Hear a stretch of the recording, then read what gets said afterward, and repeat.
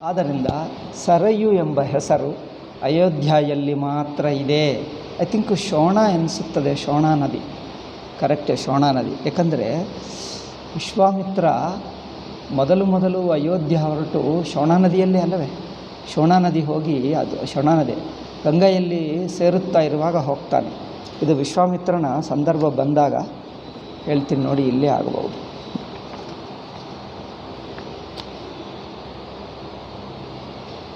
ವಿಶ್ವಾಮಿತ್ರ ಹೋಗಿ ಎಲ್ಲಿ ಸೇರಿಕೊಳ್ತಾನೆ?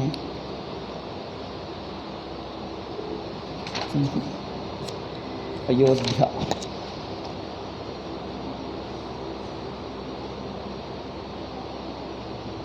ಸರಯು ಗಂಗಾ ಸಂಗಮ, ಇವರು ಸರಯು ಹೇಳಿಬಿಡ್ತಾ ಇದ್ದಾರೆ. ವಾರಿಣೋ ವಿದ್ಯಮಾನಸ್ಯ ಕಿಮಿದ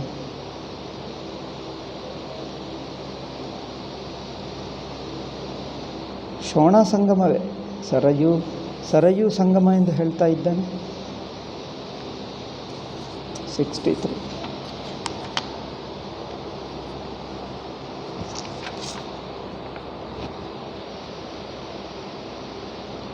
ಕಾಮಾಶ್ರಮ.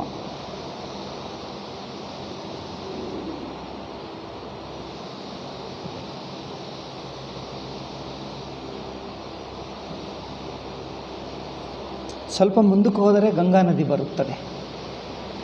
ಇದು ಹೋಗಿ ಗಂಗಾ ನದಿಯಲ್ಲಿ ಸೇರಿಕೊಳ್ತದೆ.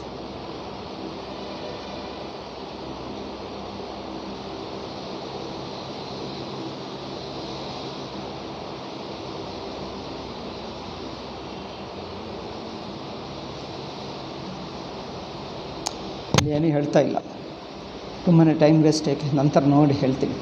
ಥಿಂಕ್ ಶೋಣಾನೇ ಆಗಬಹುದು. ಆಯಿತು ಬಿಡಿ.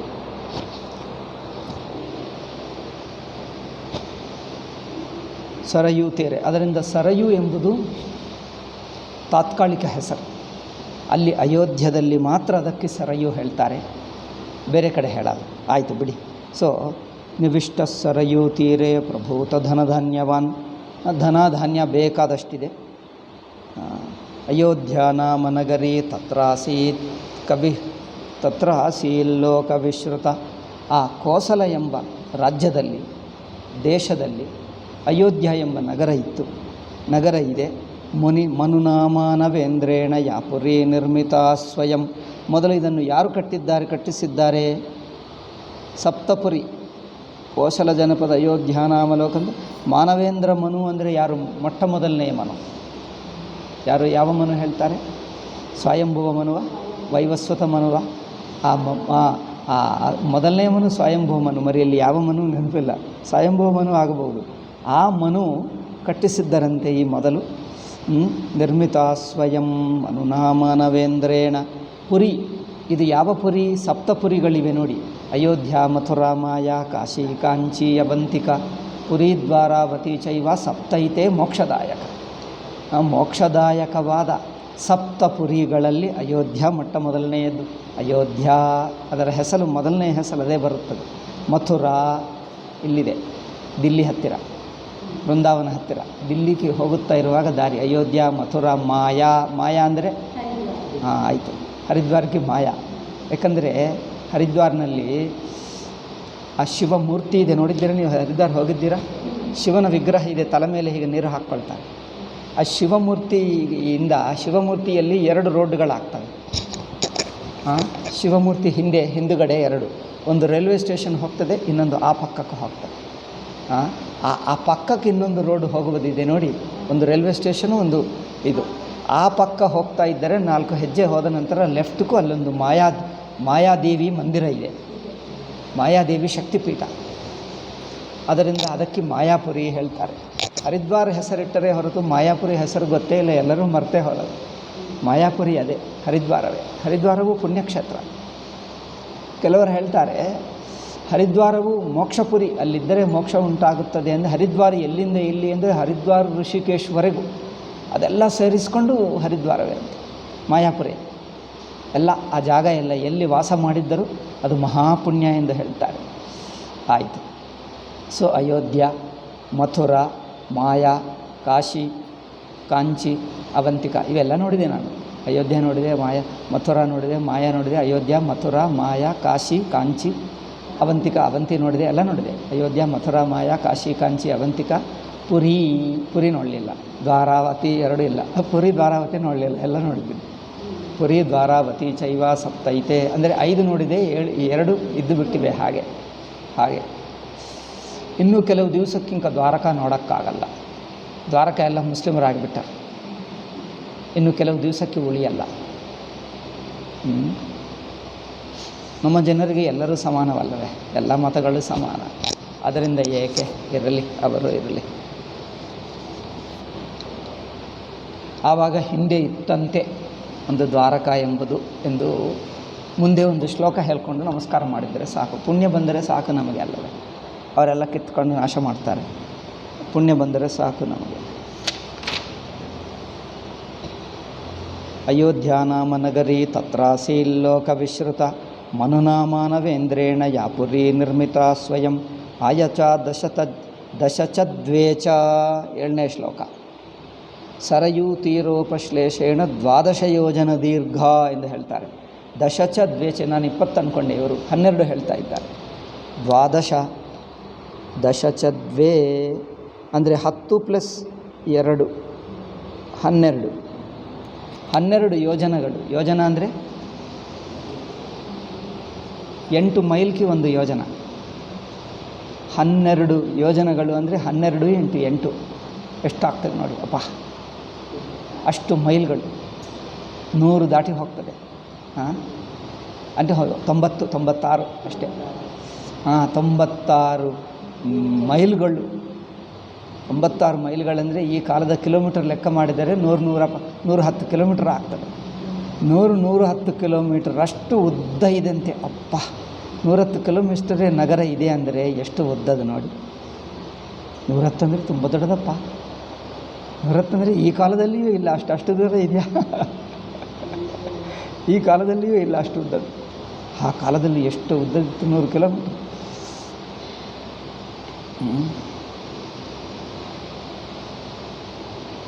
ತ್ರೀಣಿ ಯೋಜನಾ ನೀತಿ ಶೇಷ ತೀರಶ್ಲೇಷೇಣ 12 ಯೋಜನ. ಅಚ್ಚ ಅಗಲ ಕಡಿಮೆ ಇದೆ.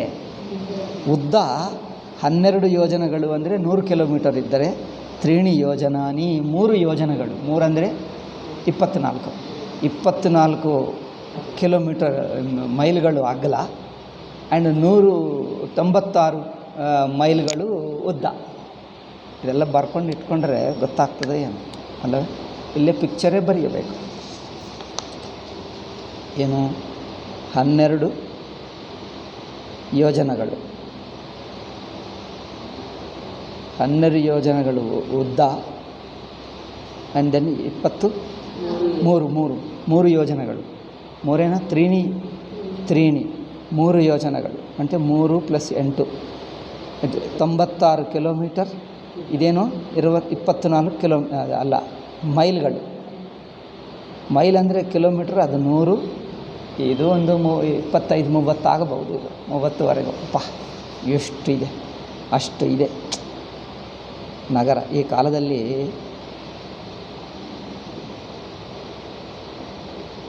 ಇದೆಲ್ಲ ಲೆಕ್ಕ ಮಾಡಬೇಕೆಂದಿದೆ, ಯಾವಾಗ ಆಗ್ತದ? ಅಯೋಧ್ಯ ನಗರ ಎಷ್ಟಿದೆ ಒಂದು ಮ್ಯಾಪ್ ಮಾಡಬೇಕು ರಾಮಾಯಣದಲ್ಲಿ. ಮತ್ತು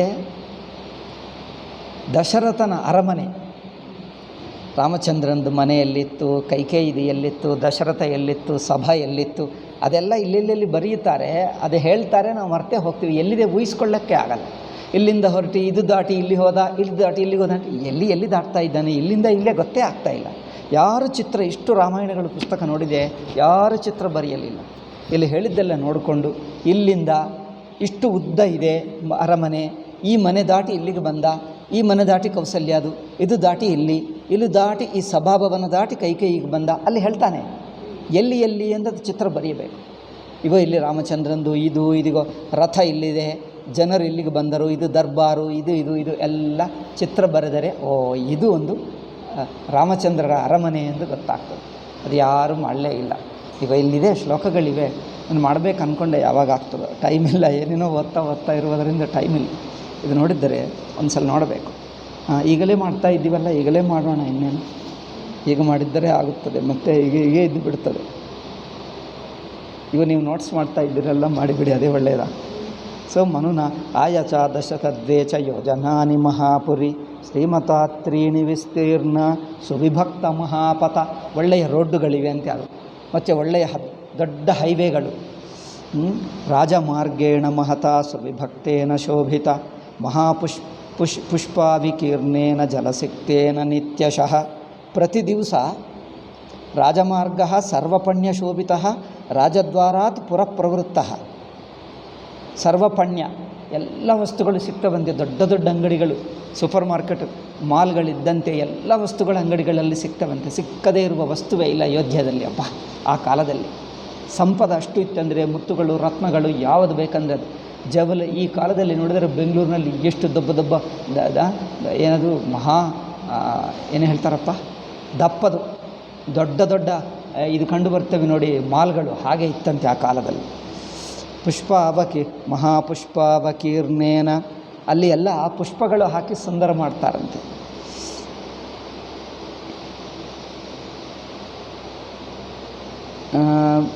ಮುಕ್ತ ಪುಷ್ಪಾಣಿ ವಿಕಸಿತ ಪುಷ್ಪಾಣಿ, ಅಲ್ಲಿ ಪುಷ್ಪಗಳು ಮಧ್ಯ ಮಧ್ಯದಲ್ಲಿ ಸ್ವಲ್ಪ ಸ್ವಲ್ಪ ಮರಗಳಿರ್ತವಲ್ಲ, ಆ ಮರಗಳಲ್ಲಿ ಪುಷ್ಪಗಳು ಕಂಡು ಬರ್ತವೆ. ಈ ಕಾಲದಲ್ಲಿ ಅದು ಮಾತ್ರ ಕಡಿಮೆ, ಎಲ್ಲ ಸಿಮೆಂಟ್ ಕಂಡು ಬರ್ತದೆ ಹೊರತು ಸಿಮೆಂಟ್ ಬಿಲ್ಡಿಂಗ್ಗಳು, ಪುಷ್ಪಗಳು ಕಂಡು ಬರಲ್ಲ. ರೋಡ್ಡಿನಲ್ಲಿ ತಾರ್ ಇಲ್ಲವಲ್ಲ, ಆ ಕಾಲದಲ್ಲಿ ತಾರ್ ರೋಡ್ ಇಲ್ಲ, ಸಿಮೆಂಟು ಇಲ್ಲವೋ ಏನೋ, ಇದ್ದರೆ ಕಲ್ಲು ಇಟ್ಟಿಗೆ ಅಷ್ಟೇ, ಅಥವಾ ಮಣ್ಣಿನ ರೋಡ್ಡುಗಳು. ಮಣ್ಣಿನ ರೋಡ್ ಇದ್ದರೆ ಆ ಧೂಳುಗೀಳೆಲ್ಲ ಆಗುತ್ತದೆ ಎಂದು ನೀರು ಹಾಕಿ ಕ್ಲೀನ್ ಮಾಡಿ ನೀರು ಹಾಕಿ ಇರುತ್ತಾರಂತೆ. ನೀರು ಹಾಕೋದು, ನೀರು ಹಾಕ್ತಾರಾ ಅಥವಾ ಏನಾದರೂ ಗೋಮಯ ಮಾಡ್ತಾರೋ ಮತ್ತೆ ಗೊತ್ತಿಲ್ಲ. ಯಾಕಂದರೆ ಅದರ ಮೇಲಿಂದ ರಥಗಳು ಹೋಗುವುದೇ ಹೊರತು ಈ ಕಾಲದ ಪೆಟ್ರೋಲು ಮೋಟಾರ್ಗಳು, ಡೀಸೆಲ್ಗಳು, ಕಾರ್ಗಳು, ಬಸ್ಸುಗಳು ಇಲ್ಲಿಲ್ಲವಲ್ಲ. ಆದ್ದರಿಂದ ಅದು ಸೊ ಮುಕ್ತ ಪುಷ್ಪಾವಕೀರ್ಣೇನ ಜಲಸಿಕ್ತೇನ ನಿತ್ಯಶಃ. ಜಲಸಿಕ್ತ, ಜಲದಿಂದ ಸಿಂಪಡಿಸುವುದು. ತಾಂತು ರಾಜ ದಶರಥೋ ಮಹಾರಾಷ್ಟ್ರ ವಿವರ್ಧನ, ರಾಷ್ಟ್ರವನ್ನು ವಿಕಾಸ ಮಾಡಿದ್ದನಂತೆ ದಶರಥ. ಮಹಾರಾಷ್ಟ್ರ ವಿವರ್ಧನ, ದೊಡ್ಡ ರಾಷ್ಟ್ರವನ್ನೇ ಬೆಳೆಸಿಬಿಟ್ಟ. ಪುರೀಂ ಆವಸಯಾಮಾಸ ದಿವಿದೇವ ಪತರ್ಯತ. ಹೇಗಿದ್ದಾನೆಂದರೆ ದಶರಥ ಸ್ವರ್ಗಕ್ಕೆ ಇಂದ್ರ ಎಷ್ಟು ದೇವತನೋ ರಾಜನಾಗಿದ್ದನೋ ಅಷ್ಟು ದಶರಥ ಅಷ್ಟು ದೊಡ್ಡ ರಾಜನಾಗಿ ಸಂಪದ ಬೆಳೆಸಿದನಂತೆ. ಹೇಗಿತ್ತು ಅವರು ಬೆಳೆಸಿರುವ ನಗರ ಹೇಗಿತ್ತು ಎನ್ನುವುದು ಒಂದು 10 ಶ್ಲೋಕಗಳಲ್ಲಿ 10ನಿಂದ 12 ಶ್ಲೋಕಗಳಲ್ಲಿ ಅಯೋಧ್ಯ ನಗರವನ್ನು ವರ್ಣನೆ ಮಾಡ್ತಾನೆ. ಕಪಾಟ ತೋರಣವತೀಂ, ಕಪಾಟಗಳಿರುತ್ತವೆ ಅಂತ. ಕಪಾಟ ಅಂದರೆ ಗೊತ್ತಾ? ಬಾಗಿಲುಗಳು. ಕಪಾಟ ಅಂದರೆ ಬಾಗಿಲು, ತೋರಣ ಅಂದರೆ ಆರ್ಚ್ ಹೇಳ್ತಾರೆ. ಆರ್ಚಕ್ಕೂ ತೋರಣ ಎಂದು ಹೇಳ್ತೀವಿ. ಆರ್ಚ್ಗಳು ಪೂರ್ವ ಕಾಲದಲ್ಲಿ ನಮಗೆ ಆರ್ಚ್ ಅಂದರೆ ದೊಡ್ಡ ಶೋಭ. ಈ ಕಾಲದಲ್ಲಿ ಆರ್ಚ್ ಇಲ್ಲವೇ ಇಲ್ಲ. ಸರ್ಕಾರಕ್ಕೆ ಆರ್ಚ್ ಅಂದರೆ ಅಪವಿತ್ರ ಅಲ್ಲವೇ? ಏಕೆಂದರೆ ಸರ್ಕಾರ ಎಲ್ಲ ವಿದೇಶಿ ಬುದ್ಧಿ ಅಲ್ಲವೇ? ವಿದೇಶಿಯರು ಏನು ಮಾಡ್ತಾರೋ ಅದೇ ಇಡ್ತಾರೆ. ರೋಡ್ನಲ್ಲಿ ಎಲ್ಲಿಯಾದರೂ ಆರ್ಚ್ ಕಟ್ಟುವುದಿದೆಯಾ? ಎಲ್ಲಿ ಆರ್ಚ್ ಇದ್ದರೆ ಅದಕ್ಕೆ ಸುಂದರವಾಗಿ ಶೋಭಾ ಕಂಡು ಬರ್ತದೆ ನೋಡಿ. ತೋರಣ ಎನ್ನುವುದೇ ಒಂದು ಉತ್ತಮ ಶೋಭಾ, ಪವಿತ್ರತ ನಮಗೆ ಭಾರತೀಯರಿಗೆ, ನಮ್ಮ ಸಂಸ್ಕೃತಿಗೆ. ಎಲ್ಲಿದ್ದರೂ ತೋರಣಗಳು. ತೋರಣ ಅಂದರೆ ಅಲ್ಲಿ ಇಷ್ಟು ಹೀಗೆ ಬಂದು ಬಿಡ್ತದೆ. ಹಾಗೆ ಏನು ಹೇಳ್ತಾರೆ? ಕಮಾನದ ಉರ್ದು ಅವರು ಹೇಳ್ತಾರೆ ಕಮಾನ್ ಎಂದು ಹಿಂದಿಯಲ್ಲಿ. ಆರ್ಚ್ ತೋರಣ, ಹೀಗೆ ತೋರಣ ಮಾಡಿಬಿಟ್ರೆ ನೋಡಲಿಕ್ಕೆ ಸುಂದರವಾಗಿರುತ್ತದೆ. ಎಲ್ಲಿ ತೋರಣಗಳೇ ಕಟ್ಟಲ್ಲ, ತೋರಣಗಳು ಮಾಡೋದೇ ಅಲ್ಲ. ಆಶ್ರಮಗಳಲ್ಲಿಯೂ ಕಡಿಮೆ ಆಯಿತು ಅಲ್ಲ. ಆ ಮೇನ್ ಗೇಟು ಒಂದು ತೋರಣ ಇರಬೇಕು. ಏಕೆ? ನಾವೆಲ್ಲ ಇಂಗ್ಲೀಷ್ ಮೀಡಿಯಂ ಓದಿ ಬಂದಿರುವವರು, ಅದಕ್ಕೆ ನಮಗೆ ತೋರಣನೇ ಬೇಡ. ಮಂದಿರಗಳು ಆಶ್ರಮಗಳಲ್ಲಿರ್ತವೆ, ಅಲ್ಲಿಯೂ ಕಡಿಮೆ ಆಗ್ತಾಯಿವೆ. ಏಕೆ? ಎಲ್ಲ ವಿದೇಶಿ ಬುದ್ಧಿ ಅಲ್ಲವೇ ನಮಗೆ. ಇಂಗ್ಲೀಷ್ ಮೀಡಿಯಂ ಸಾಧನ ಮಾಡ್ತೀವಿ ನಾವು, ಅದಕ್ಕೋಸ್ಕರ ಇಂಗ್ಲೀಷ್ ಮೀಡಿಯಂ ಓದ್ತೀವಿ, ಇಂಗ್ಲೀಷ್ ಮೀಡಿಯಂ ಸಾಧನ ಮಾಡ್ತೀವಿ. ಇನ್ನು ಮುಂದೆ ನಿಮ್ಮ ಮಕ್ಕಳು ಮೊಮ್ಮಕ್ಕಳು ಹರೇ ರಾಮ ಹರೇ ರಾಮ ಮಂತ್ರ ಹೇಳು ಅಂದರೆ ಏನು ಹೇಳ್ತಾರೆ ಗೊತ್ತಾ? ಹಾಡಿ ರಾಮ ಹಾಡಿ ರಾಮ ಹಾಗೆ ಹೇಳ್ತಾರೆ. ನಾವು ನಗ್ತಾ ಇದ್ದೀವಿ. ನಿಮ್ಮ ಮಕ್ಕಳು ಮೊಮ್ಮಕ್ಕಳು, ಮಕ್ಕಳು ಇನ್ನೂ ಕನ್ನಡಿಗರೇ ಇರ್ತಾರೆ. ಮೊಮ್ಮಕ್ಕಳು ಇಂಗ್ಲೀಷ್ ಮೀಡಿಯಂ ಓದಿಬಿಟ್ರೆ ಅವ್ರೇನು ಮಾಡ್ತಾರೆ? ನಾಮಸ್ಮರಣೆ ಮಾಡಪ್ಪ ಅಂದರೆ ಏನು? ಹಾಡಿ ರಾಮ ರಾಮ ರಾಮ ಹಾಡಿ ಹಾಡಿ ಹಾಡಿ ಹಾಡಿ ಎಂದು ಹೇಳ್ತಾರೆ, ಅಥವಾ ಹಾಡಿ ಹಾಡಿ ಎಂದು ಹೇಳ್ತಾರೆ. ಹರಿ ಕೃಷ್ಣ ಹರಿ ಕೃಷ್ಣ ಕೃಷ್ಣ ಕೃಷ್ಣ ಹಾಡಿ ಹಾಡಿ. ಹಾಗೆ ಹೇಳಿದರೆ ಅವರದು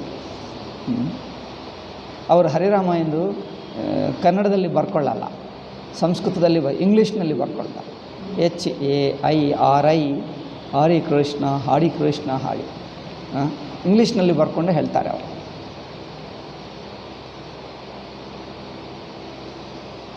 ಆದ್ದರಿಂದ ಇಂಗ್ಲೀಷ್ ಮೀಡಿಯಂ ನಾಮಸ್ಮರಣ ಮಾಡಿದ್ದರೆ ಇಂಗ್ಲೀಷ್ ಮೀಡಿಯಂ ಭಕ್ತಿ, ಇಂಗ್ಲೀಷ್ ಮೀಡಿಯಂ ಪೂಜಾ. ನಾನು ಎಲ್ಲಿಗೋ ಹೋದೆ, ಅವರು ಯಜ್ಞ ಮಾಡ್ತೀವಿ ಅಂತ ಹೇಳಿದೆ. ಆಯಿತು ನಾನು ನೋಡ್ತೀನಿ ಅಂತ ಪಕ್ಕಕ್ಕೆ ಕುಳಿತಿದ್ದೆ ಮಂದಿರದಲ್ಲಿ. ಅಲ್ಲೇನೋ ಅಗ್ನಿ ತಯಾರು ಮಾಡಿದ್ದಾರೆ. ಮಾಡಿಬಿಟ್ಟು ಅವರು ಒಂದು ಇಂಗ್ಲೀಷ್ನಲ್ಲಿ ಶುರು ಮಾಡಿಬಿಟ್ರೆ, oh God you give us all those things ಅಂತ ಹೇಳಿ ನಂತರ ಏನೋ ಶ್ಲೋಕ ಹೇಳಿದೆ. ನಾನು ಹೇಳಿದ್ದೀನಿ, ನೀವು ಯಜ್ಞ ಶುರು ಮಾಡುವುದು ಈ ಇಂಗ್ಲೀಷ್ ಮೀಡಿಯಂ ಯಜ್ಞ ಏಕೆ ಮಾಡಿದ್ದೀರಿ? ನೀವು ಇಂಗ್ಲೀಷ್ ಮೀಡಿಯಮ್ನಿಂದ ಏಕೆ ಶುರು ಮಾಡಿದ್ದೀರಿ? ಇವರು ಯಾರೇನು ಇಂಗ್ಲೀಷ್ ಮೀಡಿಯಂ ಓದಿದವರಲ್ಲ, ಅದನ್ನು ಅಭ್ಯಾಸ ಆಗಿಬಿಟ್ಟು ಓ ಗಾಡ್. ಇದಕ್ಕೆ ಕಾರಣ ನಮ್ಮ ನೀಚವಾದ ಗುರುಗಳೇ. ಈ ಗುರುಗಳು ಇಂಗ್ಲೀಷ್ ಮೀಡಿಯಂ ಗುರುಗಳಿದ್ದಾರಲ್ಲ, ಅರ್ಧಪರ್ಧ ಗುರುಗಳು ಈಗ ಅವರೇ. ಯಾರು ಬ್ರಿಟಿಷ್ ಕಾಲದಲ್ಲಿ ಹುಟ್ಟಿರುವ ಗುರುಗಳು, ಒಬ್ಬ ಗುರುಗಳಿದ್ದರು, ಈಗಲೂ ಅವರ ಆಶ್ರಮ ಇದೆ. ಹೆಸರು ಹೇಳ್ಬೋದಾ? ಹೆಸರು ಹೇಳಿದರೆ ಬೇಜಾರು ಮಾಡ್ಕೊಳ್ತಾರೆ. ಅವ್ರ ಭಕ್ತರಿದ್ದಾರೆ. ಊರಿನ ಹೆಸರು ಹೇಳ್ತಾರೆ, ಪೀಠಾಪುರಂ ಹತ್ತಿರ ಅಷ್ಟೇ. ಈಗ ಹೆಚ್ಚು ಹೇಳಿದರೆ ಈಗ ಯಾರೋ ತೆಲುಗು ಜನರು ಕೇಳ್ತಾರೆ, ಬೇಜಾರು ಮಾಡ್ಕೊಳ್ತಾರೆ, ನನ್ನ ಮೇಲೆ ಸಿಟ್ಟು ಮಾಡ್ಕೊಳ್ತಾರೆ. ಅದರಿಂದ ಪೀಠಾಪುರಂ ಹತ್ತಿರ ಊರು ಎಲ್ಲ ಗೊತ್ತು, ಊರು ಗೊತ್ತು, ಸ್ವಾಮೀಜಿ ಹೆಸರು ಗೊತ್ತು. ಈಗ ಇಲ್ಲ, ಅವರು ತುಂಬ ಹಿಂದಿನವರು. ಅವರೊಂದು ಆಶ್ರಮ ಸ್ಥಾಪನೆ ಮಾಡಿದ್ದಾರೆ. ಅವರ ಆ ಕಾಲದಲ್ಲಿ ಯೇಸು ಯೇಸು ಯೇಸು ಯೇಸು ಭಕ್ತ, ರಾಮ ಯೇಸು, ಮಾತುಕಿಷ್ಟೇ. ತಿರುಪತಿಗೆ ಹೋಗಿ ನೀವು ಯೇಸು ಅಲ್ಲಿ ವಿಗ್ರಹ ಇಡಬೇಕು ಎಂದು ಹೇಳಿದರು. ತಿರುಪತಿ ಅವರ ಒಪ್ಪಲಿಲ್ಲ, ನೋಡು ಯೇಸು ಗೀಸು ಇಲ್ಲಿ ಇಲ್ಲ. ಈಗ ಆ ದಿವಸದಿಂದ ಅವರು ಎಲ್ಲಿ ಹೋದರೂ ತಿರುಪತಿಯನ್ನು ಬೈಯುವುದೇ.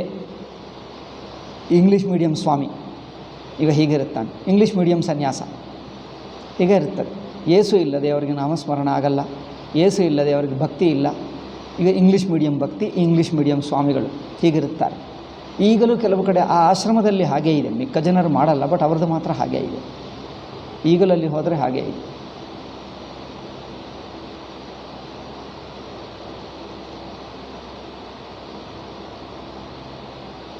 ಆದ್ದರಿಂದ ಕಪಾಟ ತೋರಣವತೀಂ, ನಮಗೆ ತೋರಣಗಳು ಕಡಿಮೆ ಆಗ್ತಾ ಇವೆ. ಸುವಿಭಕ್ತ ಅಂತರಾಪಣಾಂ, ಅಂತರಾಪಣ ಅಂದರೆ ಏನಪ್ಪ? ಅವಸಯಾಮಾಸ ಏವಂ ರಾಜ ದಶರಥಃ ವಿಶೇಷೇಣ ವರ್ಧನಕರ್ತ ಕಪಾಟ ಇತಿ ತೋರಣಂ ಬಹಿರ್ದ್ವಾರ ಅಲಂಕಾರ ದಾರುಬಂಧ. ಬಹಿರ್ದ್ವಾರ ಅಲಂಕಾರ ದಾರುಬಂಧ. ಬಾಹ್ಯ ದ್ವಾರಕ್ಕೆ ಹೊರಗೆ ಏನಂತಾರೆ? ದ್ವಾರಬಂಧ. ದಾರುನಿಂದ ಅಲಂಕಾರ ರೂಪವಾಗಿ, ದಾರು ಅಂದರೆ ಏನು ಹೇಳ್ತಾರಪ್ಪ? ಕಟ್ಟಿಗೆ ಹೇಳ್ತಾರೆ. ಕಟ್ಟಿಗೆದಿಂದ ಕಟ್ಟಿರುವಂಥ ಒಂದು ಬಂಧ ಇರುತ್ತದೆ ನೋಡಿ, ಅಲಂಕಾರ ರೂಪವಾಗಿ ಕಟ್ಟಿಗೆನಿಂದ ಕಟ್ಟಿದ್ದನ್ನು ತೋರಣ ಎಂದು ಹೇಳ್ತಾರಂತೆ ಅವರು ಸಂಸ್ಕೃತದಲ್ಲಿ ವ್ಯಾಖ್ಯಾನ.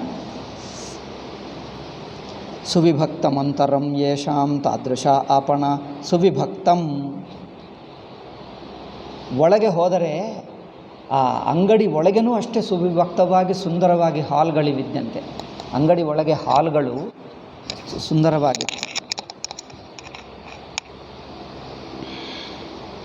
ಸರ್ವಯಂತ್ರಾಯುಧವತೀಂ, ಅಲ್ಲಿ ಎಲ್ಲ ಬಗೆಯಾದ ಯಂತ್ರಗಳು ಆಯುಧಗಳು ಇದ್ದಂತೆ. ಯಂತ್ರ ಅಂದರೆ ಆ ಕಾಲದಲ್ಲಿ ಏನು ಯಂತ್ರನೋ ಗೊತ್ತಿಲ್ಲ, ಯಂತ್ರಗಳಿತ್ತಂತೆ. ಸರ್ವಯಂತ್ರಾಯುಧವತೀಂ ಉಷಿತಾಂ ಶಿಲ್ಪಿಭಿ. ಎಲ್ಲ ಬಗೆಯಾದ ಯಂತ್ರಗಳಿವೆ ಅಂತೆ, ಆಯುಧಗಳಿವೆ ಅಂತೆ. ಆಯುಧಗಳು ಆಯಿತು, ಯಂತ್ರಗಳಂದರೆ ಏನಿತ್ತು ಇವರು ಯಾರೂ ಹೇಳಲೇ ಇಲ್ಲ. ಯಂತ್ರಗಳೆಂದರೆ ಯಾವ ತರಹ ಯಂತ್ರಗಳಿತ್ತು ಆ ಕಾಲದಲ್ಲಿ? ಯಂತ್ರ ಅಂದರೆ ಯಾವುದೇ ಸಣ್ಣದು ಯಂತ್ರ. ಒಂದು ಮಷಿನ್ ಅಂದರೆ ಏನು? ಒಂದು ರಥಕ್ಕೆ ಚಕ್ರ ಇದೆ, ಅದು ಒಂದು ಯಂತ್ರ. ಇನ್ನು ಬಟ್ಟೆ ದಾರ ನೇಯುವುದಕ್ಕೆ ಮಾಡುತ್ತಿದ್ದನು, ಅದು ಒಂದು ಯಂತ್ರ. ಚರ್ಕ, ನೀವು ಚರ್ಕ ಹೇಳ್ತಾರ? ದಾರ ತೆಗೆಯುವುದಕ್ಕೆ ಚರ್ಕ ಹೇಳ್ತಾರ? ಚರ್ಕ ಉರ್ದು ಅವರು, ಅದು ಹಿಂದಿಯವರು ಹೇಳ್ತಾರೆ. ತೆಲುಗಿನಲ್ಲಿ ರಾಟ್ನಂ ಹೇಳ್ತೀವಿ. ರಾಟೆ ರಾಟ್ನಂ ಹೇಳ್ತೀವಿ ನಾವು ತೆಲುಗಿನಲ್ಲಿ. ಸೊ ರಾಟೆ, ಆ ರಾಟೆಯನ್ನು ಹಿಂದಿ ಮಾತೆ ಅನಿಸುತ್ತದೆ. ರಾಟ್ ಓಕೆ, ರಾಟೆ ಆಗಲಿ. ಆ ರಾಟೆನೂ ಒಂದು ಯಂತ್ರವೇ. ದಾರ ತೆಗೆಯುವುದು ಒಂದು ಯಂತ್ರ, ಬಟ್ಟೆ ನೇಯುವುದು ಅದೊಂದು ಯಂತ್ರ. ಕುಂಬಾರ ಮಡಿಕೆ ಮಾಡುವುದಕ್ಕೆ ಒಂದು ಚಕ್ರ ಇರುತ್ತದೆ, ಅದು ಒಂದು ಯಂತ್ರ. ಆ ಕಾಲದ ಯಂತ್ರಗಳು ನೋಡಿ. ಮತ್ತು ಇನ್ನೊಂದು ಬಾವಿಯಿಂದ ನೀರು ಹೊರಗೆ ತರುವುದಕ್ಕೆ ಒಂದು ಚಕ್ರ ಇರುತ್ತದೆ ನೋಡಿ, ಅದಕ್ಕೆ ರಾಟೆ. ಇವೆಲ್ಲ ಯಂತ್ರಗಳು. ಎರಡು ಬಗೆ ಇರುತ್ತಿತ್ತು. ಒಂದು ದೊಡ್ಡದು ಎತ್ತುಗಳು ಎಳೆಯುವಾಗ ಅದು ದೊಡ್ಡ ಯಂತ್ರ ಇರುತ್ತದೆ, ಹೆಚ್ಚಿನ ನೀರು ಬರುತ್ತದೆ, ಅಂದೇನು ಹೊಲ ಗದ್ದಲಕ್ಕೆ ನೀರು. ಇನ್ನೊಂದು ಮನುಷ್ಯರು ಕೈಯಿಂದ ಮಾಡ್ತಾರೆ, ಗೊತ್ತಾ?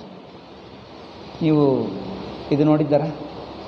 ಈ ಪತಂಗ ಹೇಳ್ತಾರೆ, ಏನು ಹೇಳ್ತಾರೆ ಇದಕ್ಕೆ? ಗಾಳಿಪಟ ಹೇಳ್ತಾರೆ. ಆ ಗಾಳಿಪಟಕ್ಕೋಸ್ಕರ ದಾರ ಇಂಥದ್ದೊಂದು ಕೈಯಲ್ಲಿ ಇಟ್ಕೊಂಡು ತಿರುಗಿಸ್ತಾರೆ ನೋಡಿ, ಅದಕ್ಕೇನು ಹೇಳ್ತಾರೆ? ಕೈಯಲ್ಲಿ ಅದಕ್ಕೆ ದಾರ ಸುತ್ತುತ್ತದೆ. ಈಗ ಸುತ್ತಿದ್ದರೆ ಮುಂದಕ್ಕೆ ತಿರುಗಿಸಬಹುದು, ಹಿಂದಕ್ಕೆ ತಿರುಗಿಸಬಹುದು. ಅದಕ್ಕೆ ದಾರ ಸುತ್ತಕೊಳ್ತಾ ಇರುತ್ತದೆ. ಏನು ಹೇಳ್ತಾರೆ ಅದಕ್ಕೆ? ಹೆಸರಿಲ್ಲವ ಅದಕ್ಕೆ? ಹಾಂ, ಅದು ಒಂದು ರಾಟೆ ಹೇಳ್ತಾರೆ. ಅಂಥ ರಾಟು ಅಂಥದ್ದು ಅವ್ರಿಗೆ ಗೊತ್ತಿರ್ಬೋದು. ಏನು ಹೇಳ್ತಾರೆ ಅದಕ್ಕೆ? ನೀವು ಬಳಸಲಿಲ್ಲ, ಅದು ಪತಂಗಿ ನೀವು ಆಡಲಿಲ್ಲ, ಅದರಿಂದ ಗೊತ್ತಿಲ್ಲ. ಸೊ ಆ ತಿರುಗಿಸೋದು ಇರುತ್ತದೆ ನೋಡಿ. ಮಧ್ಯದಲ್ಲಿ ಒಂದು ಚಕ್ರ ಹಾಗೆ ಇರುತ್ತದೆ, ಎರಡು ಚಕ್ರಗಳು ಎರಡಕ್ಕೆ ಸೇರಿಸಿದ್ದಿರುತ್ತದೆ. ಪಕ್ಕಕ್ಕೆ ಹೀಗೆ ಇಂಥದ್ದು ಇರುತ್ತದೆ. ಇದನ್ನು ಬಾವಿ ಮೇಲೆ ಇಟ್ಟರೆ ಅದಕ್ಕೆ ದಾರ ಕಟ್ಟುತ್ತಾರೆ, ಅದು ಹಗ್ಗಕ್ಕೆ ಕಟ್ಟಿ ಒಂದು ಬಕೆಟ್ ಕಟ್ಟಿದರೆ ನೀರು ಅದರಲ್ಲಿ ಬೀಳುತ್ತದೆ ನೀರಲ್ಲಿ. ಅದಕ್ಕೆ ಪಕ್ಕಕ್ಕೂ ಏನಿರುತ್ತದೆ ಅಂದರೆ ಇಂಥದ್ದು ಉದ್ದ ಕೋಲುಗಳಿರುತ್ತವೆ, ಅದು ಮರದೆ. ಅದು ಕೈಯಿಂದ ಹಿಡ್ಕೊಂಡು ಹೀಗೆ ಮಾಡಿದರೆ ಸಾಕು, ಅದು ಸುತ್ತಕೊಳ್ತದೆ. ಅದಕ್ಕೆ ಸುತ್ತಕೊಂಡ್ರೆ ಬಕೆಟ್ ಮೇಲಕ್ಕೆ ಬರುತ್ತದೆ. ಬಿಟ್ಟರೆ ಸಾಕು, ಏನು ಮುಟ್ಟಬೇಕಾಗಿಲ್ಲ, ಬಿಟ್ಟರೆ ಸಾಕು, ಅದೇ ಹೋಗ್ತದೆ. ಮತ್ತು ಹೀಗೆ ಮಾಡಿಬಿಟ್ರೆ ಸಾಕು. ಅದಕ್ಕೆ ಯಂತ್ರ ಹೇಳ್ತಾರೆ. ಬಾವಿಯಲ್ಲಿ ನೀರು ಸೇದುವಾಗ ಕೈಯಲ್ಲಿ ಸೇರುವುದರಿಂದ ಸ್ವಲ್ಪ ಕಷ್ಟ ಆಗ್ತದೆ, ಇದು ಸುಲಭ. ಅದಕ್ಕೋಸ್ಕರ ಹೀಗೆ ಮಾಡ್ತಾರೆ. ಆ ದಾರ ಅದಕ್ಕೆ ಸುತ್ತಕೊಳ್ತದೆ. ಅಂದರೆ ಆ ಕಾಲದ ಯಂತ್ರಗಳು, ಎಷ್ಟು ಯಂತ್ರಗಳು ನಾನು ನೋಡಿದೆ, ಇನ್ನೂ ಇರಬಹುದು. ನನಗೆ ಗೊತ್ತಿರುವ ಯಂತ್ರಗಳು ನಾನು ಹೇಳಿದ ಯಂತ್ರಗಳೆಲ್ಲ ನಾನು ನೋಡಿದ್ದೇವೆ, ನಾವು ಬಳಸಿದ್ದೇವೆ. ಹಳ್ಳಿಯಲ್ಲಿ ಇವೇ ಇತ್ತು, ಬೇರೆ ಯಂತ್ರಗಳೇ ಇರಲಿಲ್ಲ. ಬೇರೆ ಯಂತ್ರ ಯಾವುದೂ ನೋಡಲಿಲ್ಲ ನಾವು. ಇವೇ ಯಂತ್ರಗಳು ಹಳ್ಳಿಯಲ್ಲಿತ್ತು. ಈಗ ಎಷ್ಟು ಯಂತ್ರಗಳು. ಗಿಟಾರು ಇರಲಿಲ್ಲ ಆ ಕಾಲದಲ್ಲಿ, ಮೋಟಾರೇ ಇರಲಿಲ್ಲ. ಇದೆ ಯಾವಾಗಲೂ ನೋಡಿದ್ದೀವಿ ಮೋಟಾರ್, ಯಾವಾಗಲೂ 3 ತಿಂಗಳು 6 ತಿಂಗಳಿಗೆ ಒಂದು. ಯಾವಾಗದು ಲಾರಿ ಬಂದರೆ 6 ತಿಂಗಳಿಗೆ ಒಂದು ಲಾರಿ ಬಂದರೆ ಅಷ್ಟೇ. ಅದು ಲಾರೇ ಇರಲಿಲ್ಲ, 6 ತಿಂಗಳಿಗೊಂದು ಲಾರಿ ನೋಡೋದು ಅಷ್ಟೇ. ಬೇರೆ ಮೋಟ್ರ್ ಕಾರ್ ಅಂಥದ್ದು ಆ ಕಾಲದಲ್ಲಿ ಇಲ್ಲವೇ ಇಲ್ಲ. ಆದರೆ ಇವೆಲ್ಲ ಯಂತ್ರಗಳು. ಇಂಥದ್ದು ಇನ್ನೂ ಏನೋ ಯಂತ್ರಗಳಿರ್ಬೋದು, ತುಂಬ ಯಂತ್ರಗಳು. ಅದಕ್ಕೋಸ್ಕರ ಹೇಳ್ತಾರೆ ಸರ್ವಯಂತ್ರ ಆಯುಧವತಿ. ಎಲ್ಲ ಬಗೆಯಾದ ಯಂತ್ರಗಳು ಆಯುಧಗಳ ಸಮೇತವಾಗಿರುವ ಉಷತಾಂ ಸರ್ವಶಿಲ್ಪಿಭಿ. ನಗರಗಳಲ್ಲಿ ಎಲ್ಲ ಕೆಲಸಗಾರರಂತೆ. ಶಿಲ್ಪಿ ಅಂದ್ರೇನು? ಬಗೆ ಆರ್ಟಿಸನ್ಸ್ ಅಂದರೆ ಏನು ಹೇಳ್ತಾರೆ? ಕೈಗಾರಿಕೆಗಳು ಮಾಡೋರು ಇರ್ತಾರೆ ನೋಡಿ. ಒಂದು ಮನೆ ಕಟ್ಟುವವರು, ಬಡಗಿ, ಇವರಲ್ಲಿ ಏನೇನು ಕುಂಬಾರ, ಕಮ್ಮಾರ, ಏನೇನು ಯಾವುದೇ ವಸ್ತು ತಯಾರು ಮಾಡುವುದಕ್ಕೆ ಅವರ ಇಂಜಿನಿಯರಿಂಗೇ ಅದೆಲ್ಲ. ಇದೆಲ್ಲ ಇಂಜಿನಿಯರಿಂಗ್ಗಳೇ ಅಲ್ಲವೇ? ಕುಂಬಾರ, ಕಮ್ಮಾರ ಇದೆಲ್ಲ ಒಂದು ಪ್ರೊಡಕ್ಷನ್ ಇಂಜಿನಿಯರಿಂಗೇ ಇದೆಲ್ಲ ಕೆಲಸ. ಇದಕ್ಕೆ ಬೇಕಾಗಿರುವ ಎಲ್ಲ ಬಗೆಯಾದ ಶಿಲ್ಪಿಗಳು ಆ ಊರಿನಲ್ಲಿದ್ದರಂತೆ ಅಯೋಧ್ಯೆಯಲ್ಲಿ. ಯಾವುದು ಬೇಕಂದರೆ ಅದೇ ಊರಿನಲ್ಲಿ ಸಿಗ್ತಾರೆ. ಯಾವ ವಸ್ತು ಆದರೂ ಮಾಡಿಕೊಡ್ತಾರೆ. ಕಂಬಗಳು, ಏನೇನು ಡಿಸೈನ್ ಅಷ್ಟೇ ಅಲ್ಲ, ಅವರಿಗೆ ಸುಮ್ಮನೆ ಶಿಲ್ಪಿಗಳಂದರೆ ಸುಮ್ಮನೆ ಕೆತ್ತುವುದೇ ಅಲ್ಲ, ಅದಕ್ಕೆ ಡಿಸೈನ್. ಈ ಗೋಡೆಗೆ ನೋಡಿ ಯಾವ ಡಿಸೈನ್ ಇಲ್ಲ. ಇದಕ್ಕೆ ಡಿಸೈನ್ ಮಾಡಬೇಕೆಂದರೆ ಗೋಡೆ ಮೇಲೆ ಆ ಕಾಲದಲ್ಲಿ ಎಷ್ಟೆಷ್ಟು ಡಿಸೈನ್ ಮಾಡ್ತಾರೆ. ಪ್ರಾಚೀನ ಕಾಲದ ರಾಜರ ಅರಮನೆಗಳು ನೋಡಿ ಗೊತ್ತಾಗ್ತದೆ. ಅದರಲ್ಲಿ ಏನು ಮರದಿಂದ, ಕಲ್ಲಿನಿಂದ ಏನೇನು ಎಷ್ಟೆಷ್ಟು ಡಿಸೈನ್ ಮಾಡುತ್ತಿದ್ದರು. ಹೂಗಳು, ಏನೇನು ಚಿತ್ರಗಳು, ಮನುಷ್ಯರು, ಅದರ ಮೇಲೆ ಆನೆಗಳು, ಏನೇನು ಮಾಡುತ್ತಿದ್ದರು. ಪ್ರಾಚೀನ ಮನೆಗಳು ಇಂಥದ್ದು ಮಣ್ಣಿನ ಮೇಲೇ ಮಾಡ್ತಾರೆ. ಒಂದು ಗಿಣಿ, ಒಂದು ಸಣ್ಣ ಇದು ನಾನು ನೋಡಿದ್ದೀನಿ ಎಲ್ಲೋ. ಆ ಗಿಣಿ ನೋಡಿದೆ, ಮನೆಯಲ್ಲಿ ಅದರ ಮೇಲೆ ಇರುತ್ತದೆ, ಗೊತ್ತಿರ್ತದೆ. ದೀಪ, ಏನೇನೋ ಮಾಡ್ತಾರೆ. ಆ ಮಣ್ಣಿನ ಗೋಡಕ್ಕೆ ಮಾಡ್ತಾರೆ, ಏನೇನೋ ಇತ್ತು ಆ ಕಾಲದಲ್ಲಿ. ಇಂಥದ್ದು ಇವೆಲ್ಲ ಶಿಲ್ಪಿಗಳಂದರೆ ಬಗೆ ಇಂಜಿನಿಯರ್ಗಳು ಆ ಕಾಲದವ. ಟೆಕ್ನಿಕಲ್ ಪೀಪಲ್, ಎಲ್ಲ ಬಗೆಯಾದ ಟೆಕ್ನಿಕಲ್ ಆ ಊರಿನಲ್ಲಿ ಸಿಗ್ತಿದ್ದರಂತೆ. ಅಯೋಧ್ಯೆ ಎಷ್ಟು ವಿಕಾಸವಾಗಿರುವ ಊರು ನೋಡಿ. ಇಷ್ಟು ವಿಕಾಸ ಇತ್ತು. ಸಂಪದ ಬೇಕಾದಷ್ಟು. ಮುಂದೆ ಹೇಳ್ತಾರೆ, ನೋಡಬೇಕು. ಈ 2 ದಿವಸ ಆಗುತ್ತದ ಗೊತ್ತಿಲ್ಲ. ಯಾರೂ ಬಡವರಿಲ್ಲ ಅಂತೆ. ಯಾರಿಗೆ ಒಳ್ಳೆಯ ಶರ್ಟು, ಕಿವಿಗೆ ಏನು ಚಿನ್ನದ ಕೊರಳಿನಲ್ಲಿ ಇಲ್ಲದೇ ಇರುವಂಥ ಚಿನ್ನದ ಆಭರಣಗಳಿಲ್ಲದವರು ಯಾರೂ ಇಲ್ಲ ಅಂತೆ. ಯಾವ ಕೆಲಸಗಾರ ಇಲ್ಲ, ಎಲ್ಲರ ಕೈಯಲ್ಲಿ ಚಿನ್ನ. ಎಲ್ಲರಿಗೂ ಮನೆ ಇತ್ತು, ಎಲ್ಲರಿಗೂ ಫರ್ನಿಚರ್ ಇತ್ತು, ಎಲ್ಲರಿಗೂ ಚೆನ್ನ. ಅಷ್ಟಿತ್ತಂತೆ ಸಂಪದ ಅಯೋಧ್ಯೆಯಲ್ಲಿ, ಎಲ್ಲರ ಮನೆಯಲ್ಲಿ. ಎಲ್ಲರೂ ಬಟ್ಟೆ ಉಟ್ಕೊಂಡರೆ ಆಭರಣಗಳಿಲ್ಲಂತ ಯಾವ ಹೆಂಗಸರೂ ಇಲ್ಲ, ಚಿನ್ನದ ಆಭರಣವಿಲ್ಲ ಯಾವ ಹೆಂಗಸರೂ ಇಲ್ಲ. ಇವರು ಗಂಡಸರು ಹಾಕ್ಕೊಳ್ತಿದ್ದಾಗ ಚಿನ್ನ ಹೆಚ್ಚಾದರೆ ಏನು ಮಾಡಬೇಕು? మరి ಕಿವಿ ಹಾಕ್ತಾರೆ, ಇಲ್ಲಿ ಹಾಕ್ತಾರೆ, ಕೊರಳಿ ಹಾಕ್ತಾರೆ, ಇನ್ನೂ ಜಾಗ ಇಲ್ಲ ಅಂದರೆ ತಲೆಗೆ ಸುತ್ತಕೊಳ್ತಾರೆ. మరి ಎಲ್ಲೇ ಒಂದು ಕಡೆ, ಯಾಕೆ ನಿಮಗೆ ಎರಡೇ ಕಿವಿಗಳು, ಇನ್ನೂ 4 ಕಿವಿಗಳು ಕೊಟ್ಟರೆ 2 ಇಲ್ಲಿ ಹಾಕ್ಕೊಳ್ತಿದ್ವಿ. ಎರಡೇ ಕಿವಿಗಳು ಏನು ಮಾಡಬೇಕು? ಕಿವಿ ಸುತ್ತು ಎಲ್ಲೆಲ್ಲೂ ಮಾಡ್ಕೊಳ್ಳಿ. ಚಿನ್ನ ಹೆಚ್ಚಾದರೆ ಏನು ಮಾಡಬೇಕು? ಕೆಲವರೇನು ಇದಕ್ಕೆ ಉಂಗುರ ಹಾಕ್ಕೊಳ್ತಾರೆ. ಹೆಚ್ಚು ಉಂಗುರಗಳಿದ್ದರೆ ಏನು ಮಾಡಬೇಕು? ಇದಕ್ಕೆ ಹಾಕ್ತಾರೆ. ಈ 4 ತುಂಬಿ 8 ಆದ ನಂತರ ಇನ್ನೂ ಉಂಗುರಗಳು ಹೆಚ್ಚಿದ್ದರೆ ಏನು ಮಾಡಬೇಕು ಉಂಗುರಗಳು? ಅಥವಾ ಒಂದೊಂದಕ್ಕೆ 2 ಹಾಕ್ತಾರೆ? ಅಲ್ಲ, ಹಾಕಲ್ಲ. ಹಾಕ್ತಾರೆ? ಅಯ್ಯ. ಅಥವಾ ಅವರು ಲಂಬಾಡಿ ಅವ್ರು ನೋಡಿದ್ದೀರಾ? ಲಂಬಾಡಿ ಅವ್ರು ನೋಡಿ, ಕೈಯಲ್ಲಿ ಇಲ್ಲಿಂದ ಇಲ್ಲಿಗೆ ಹಾಕ್ತಾರೆ, ಮತ್ತು ಇಲ್ಲಿಂದ ಇಲ್ಲಿಗೆ ಹಾಕ್ತಾರೆ, ಎಲ್ಲ ಚಿನ್ನದ ಹಾಕ್ಕೊಂತಾರೆ. ಅಬ್ಬಾ, ಅವ್ರು ಯಾರೋ ಹೇಳಿದ್ದಾರೆ ನೋಡಿ, ನಾನು ಮುಟ್ಟಿದ್ದೆಲ್ಲ ಚಿನ್ನ ಆಗಬೇಕು ಅಂದರೆ ಇವರು ಈ ಚಿನ್ನ ಹಾಕ್ಕೊಂಡ್ರೆ ಇವರೇ ಚಿನ್ನ ಆಗಿಬಿಡ್ತಾರೆ, ಅಷ್ಟು ಹಾಕ್ಕೊಳ್ತಾರೆ. ಇದನ್ನು ಚಿನ್ನ ಹೆಚ್ಚಿದೆ, ಏನು ಮಾಡಬೇಕು? ಹಾಗೇ ಏನೇನೋ ಮಾಡುತ್ತಿದ್ದ, ಅಂದರೆ ಅಷ್ಟು ಸಂಪದ ಇತ್ತು ರಾಜನ ಪರಿಪಾಲನದಲ್ಲಿ. ಮುಂದೆ ನೋಡೋಣ, ಮುಂದಿನ ಅಧ್ಯಾಯದಲ್ಲಿ ಜನರು ಹೇಗಿದ್ದಾರೆ. ಒಬ್ಬರೂ ಸೋಮಾರಿ ಇಲ್ಲ, ಒಬ್ಬರಿಗೆ ಬಡವರಿಲ್ಲ, ಒಬ್ಬರಿಗೆ ರೋಗ ಇಲ್ಲ, ಎಲ್ಲರ ಆರೋಗ್ಯವಂತರು, ತಮ್ಮ ಕೆಲಸ ಮಾಡಿಕೊಳ್ತಾರೆ, ಚೆನ್ನಾಗಿರುತ್ತಾರೆ, ಪರಸ್ಪರ ಸಂಬಂಧ ಸ್ನೇಹವಿರುತ್ತದೆ, ಯಾರು ಸುಳ್ಳು ಹೇಳಲ್ಲ, ಯಾರು ಅನ್ಯಾಯ ಮಾಡಲ್ಲ, ಬೇಕಾದಷ್ಟು ಹಣ, ಊಟ, ವಸ್ತ್ರ ಎಲ್ಲರೂ ಇನ್ನೊಬ್ಬರಿಗೆ ದಾನ ಮಾಡುವವರೇ ಹೊರತು ಇಲ್ಲ ಎಂದು ಬಡತನದಿಂದ ನರಳುವವರು, ಅಳುವವರು ಯಾರಿಲ್ಲ. ಆ ಅಯೋಧ್ಯದಲ್ಲಿ ಎಲ್ಲರೂ ಹಾಗಿದ್ದಾರಂತೆ. ಅದು ಹೇಳ್ತಾರೆ. ಅಬ್ಬಾ, ಅದಕ್ಕೋಸ್ಕರನೇ ರಾಮರಾಜ್ಯ ಅಂದರೆ ಸಂಪದ ಹೇಳಿದ್ದಾರೆ. ಸಂಪದ ಇದೆ, ಸಂಸ್ಕಾರ ಇದೆ, ಸದ್ಗುಣ ಇದೆ, ಧರ್ಮ ಇದೆ, ಸಂಪದ ಇದೆ. 2 ಇದ್ದರೆ ಇನ್ನೇನು ಬೇಕಪ್ಪ? ಕಳ್ಳರೇ ಇಲ್ಲ ಅಂತೆ, ಪೊಲೀಸ್ ಇಲಾಖೆಗೆ ಕೆಲಸನೇ ಇಲ್ಲ ಅಲ್ಲ. ಅವ್ರು ಸುಮ್ಮನೆ ಕುರ್ಚಿ ಮೇಲೆ ಕುಳಿತುಕೊಂಡು ಏನು ಮಾಡಬೇಕು? ಆ ಕಾಲದಲ್ಲಿ ಕೆಲಸ ಇಲ್ಲದ ಜನರು ಏನು ಮಾಡುತ್ತಿದ್ದರು ಗೊತ್ತಾ? ನಿಮ್ಗೆ ಗೊತ್ತಿಲ್ಲವಾ? ಕೆಲಸ ಇಲ್ಲದ ಜನರು ಈ ಕಾಲದಲ್ಲಿ ಏನು ಮಾಡ್ತಾರೆ? ಕೆಲಸ ಇಲ್ಲದ ಜನರು ಸಿಗರೇಟ್ ಸೇರ್ತಾರೆ, ಯಾಕಂದರೆ ಬೋರ್ ಆಗ್ತದೆ. ಆ ಕಾಲದ ಸಿಗರೇಟು ಇರಲಿಲ್ಲವಲ್ಲ, ಅದಕ್ಕೇನು ಹೇಳ್ತಾರೆ? ಡಬ್ಬಿಯಿಂದ ನಶ್ಯ, ಟೈಮ್ ಪಾಸ್ಗೆ ನಶ್ಯ. ಏಕೆಂದರೆ ಏನು ತೋರಿಸ್ತಾ ಇಲ್ಲ, ಟೈಮ್ ಪಾಸ್ಗೆ ನಶ್ಯ ಅಂತ ಏನು ಅಸಹ್ಯ ಬುದ್ಧಿ, ಏನೋ ಮರೆ ಆ ಕಾಲದಲ್ಲಿ ಮಾಡ್ಕೊಳ್ತಿದ್ವಿ. ಈ ಕಾಲದಲ್ಲಿ ಕಂಪ್ಯೂಟರ್ ಗೇಮ್ಗಳು ಬೇಕಾದಷ್ಟಿವೆ. ಸೆಲ್ ಫೋನ್ ಆನ್ ಮಾಡಿದರೆ ಏನದು ಸೊಡಕುವ ಏನೇನೋ ಗೇಮ್ಗಳಿವೆ ನೋಡಿ, ಆಟ ಆಡ್ತಾ ಇರ್ಬೋದು, ತುಂಬ ಆಟಗಳು ಆಡುತ್ತಾ ಇರ್ಬೋದು. ಆ ಕಾಲದಲ್ಲಿ ಆಟ ಆಡ್ತಿದ್ದಾರೆ ಟೈಮ್ ಪಾಸ್. ಪೊಲೀಸ್ ಸ್ಟೇಷನಲ್ಲಿ ಅದು ಆಡ್ತಿದ್ದರು ಏನೋ, ಯಾಕಂದರೆ ಯಾವನೇ ಕಳ್ಳನೇ ಇಲ್ಲ, ಏನು ಮಾಡಬೇಕು?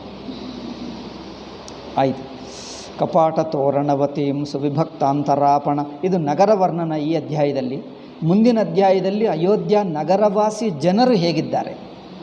ನೀವು ಸಾಮಾನ್ಯವಾಗಿ ಮಕ್ಕಳ ರಾಮಾಯಣ ಇರುತ್ತೆ ನೋಡಿ, ಸುಮ್ಮನೆ ಕಥೆ ಹೇಳಿಬಿಟ್ಟು ಬಿಡ್ತಾರೆ. ಇದೆಲ್ಲ ಹೇಳುವುದೇ ಅಲ್ಲ. ಇದೆಲ್ಲ ಓದಿದ್ದರೆ ಗೊತ್ತಾಗ್ತದೆ. ಹಬ್ಬ ಇಷ್ಟು ಚೆನ್ನಾಗಿರ್ತಾರೆ. ಸರ್ವಯಂತ್ರಾಯುಧವತೀಂ ಉಷಿತಾಂ ಸರ್ವಶಿಲ್ಪಿಭಿ ಸೂತಮಾಗದ ಸಂವಾದಾಂ.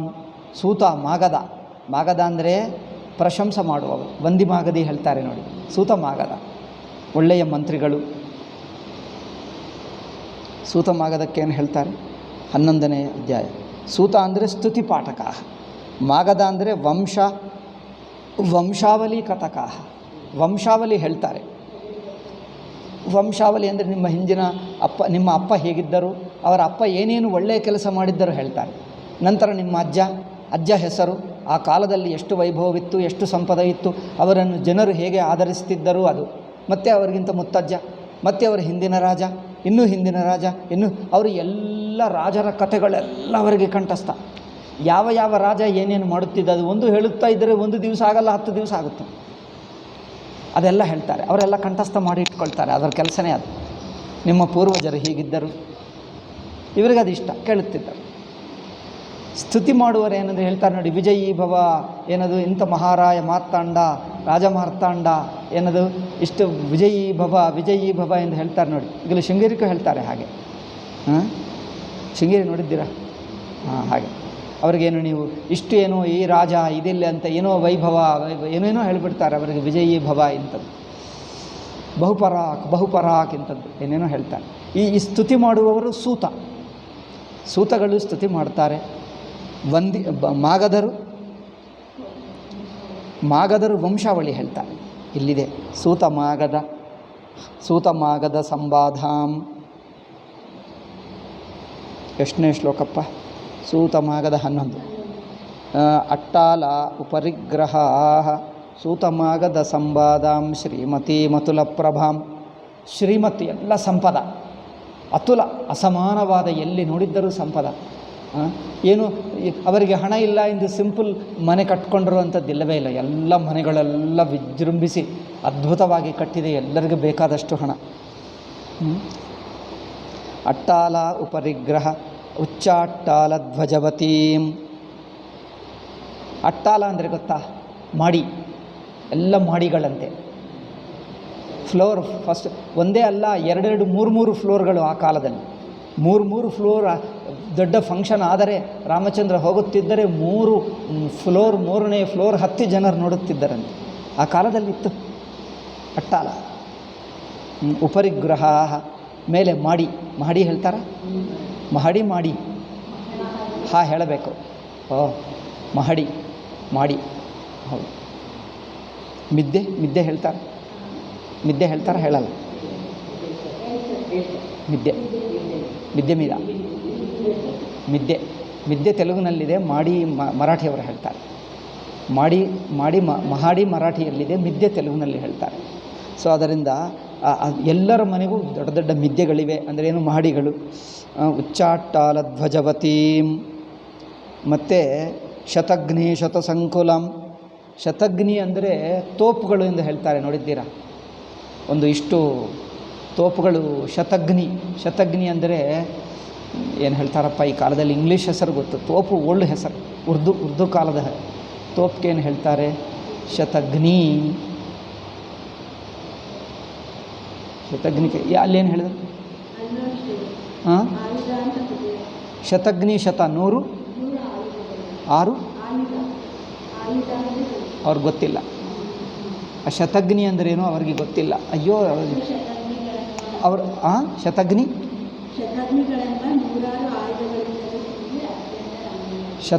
ಶತಗ್ನಿ ಹೇಳಿಬಿಟ್ಟ. ನೀವು ಎಲ್ಲಿಯಾದರೂ ಪ್ರಾಚೀನ ಕಾಲದಲ್ಲಿ ಇಂಥದ್ದು ಉದ್ದದು ಒಂದು ಐರನ್ದು ಕಬ್ಬಿನದು ಇಷ್ಟು ಉದ್ದ ಇರುತ್ತದೆ ನೋಡಿ, ಅದರಲ್ಲಿ ಹಿಂದೆ ತೋಪ್ ಹೇಳ್ತಾರೆ. ಹಿಂದೆ ಬೆಂಕಿ ಹಚ್ಚಿದ್ದರೆ ಅದು ಹೋಗುತ್ತದೆ ನೋಡಿ. ಅದಕ್ಕೆ ಇಂಗ್ಲೀಷ್ನಲ್ಲಿ ಏನೋ ಹೇಳ್ತಾರೆ. ಈ ಕಾಲದಲ್ಲಿ ಇಂಗ್ಲೀಷ್ ಹೆಸರು ಗೊತ್ತು, ತೋಪಿದು ಉರ್ದು ಹೆಸರು, ಆ ಟಿಪ್ಪು ಸುಲ್ತಾನ್ ಹೆಸರು. ಆಧುನಿಕಕ್ಕೆ ಏನೋ ಹೆಸರು ಹೇಳ್ತಾರೆ, ನಾನು ತೋಪೇ ಹೇಳಿದ್ದೀನಿ, ಬಟ್ ಏನೋ ಹೆಸರಿದೆ ಇಂಗ್ಲೀಷ್ನಲ್ಲಿ, ನೋಡೋಣ. ಇಂಗ್ಲೀಷ್ ಪುಸ್ತಕ ತಂದರೆ ಗೊತ್ತಾ. ಅದು ಇತ್ತಂತೆ, ಅಲ್ಲೆಲ್ಲಿಟ್ಟರು. ಯಾಕೆಂದರೆ ಶತ್ರುಗಳು ಯಾರಾದರೂ ಬಂದರೆ. ಶತಗ್ನಿ ಶತಸಂಕುಲಂ ವಧು ನಾಟಕ ಸಂಘೈಶ್ಚ. ವಧು ಅಂದರೆ ಏನು? ನಾಟಕ ಶಾಲಾ. ಅಲ್ಲಿ ನಿಮ್ಮ ಆಡಿಟೋರಿಯ ಇರುತ್ತದೆ ನೋಡಿ, ಸಿನಿಮಾ ಹಾಲ್ನಾಗೆ. ಈಗ ಈ ಕಾಲದಲ್ಲಿ ಸಿನಿಮಾ ಹಾಲ್ ಇತ್ತು.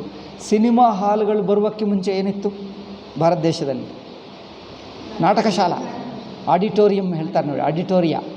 ಆಡಿಟೋರಿಯಾ ಅಂದರೆ ನಾಟಕ ಶಾಲೆಗಳು. ಅದರಲ್ಲಿ 100 ಜನರು 1000 ಜನರು ಕುಳಿತುಕೊಂಡು, ಅಂದರೆ ದೊಡ್ಡ ವೇದಿಕೆ ಇರುತ್ತದೆ, ಅದಕ್ಕೆ ಲೈಟ್ಗಳು, ಅದಕ್ಕೆ ಸೌಂಡು, ಶಬ್ದ. ವೇದಿಕೆ ಎತ್ತರ ಇದ್ದರೆ ದೂರವರೆಗೂ ಕೇಳಿಸ್ತದೆ.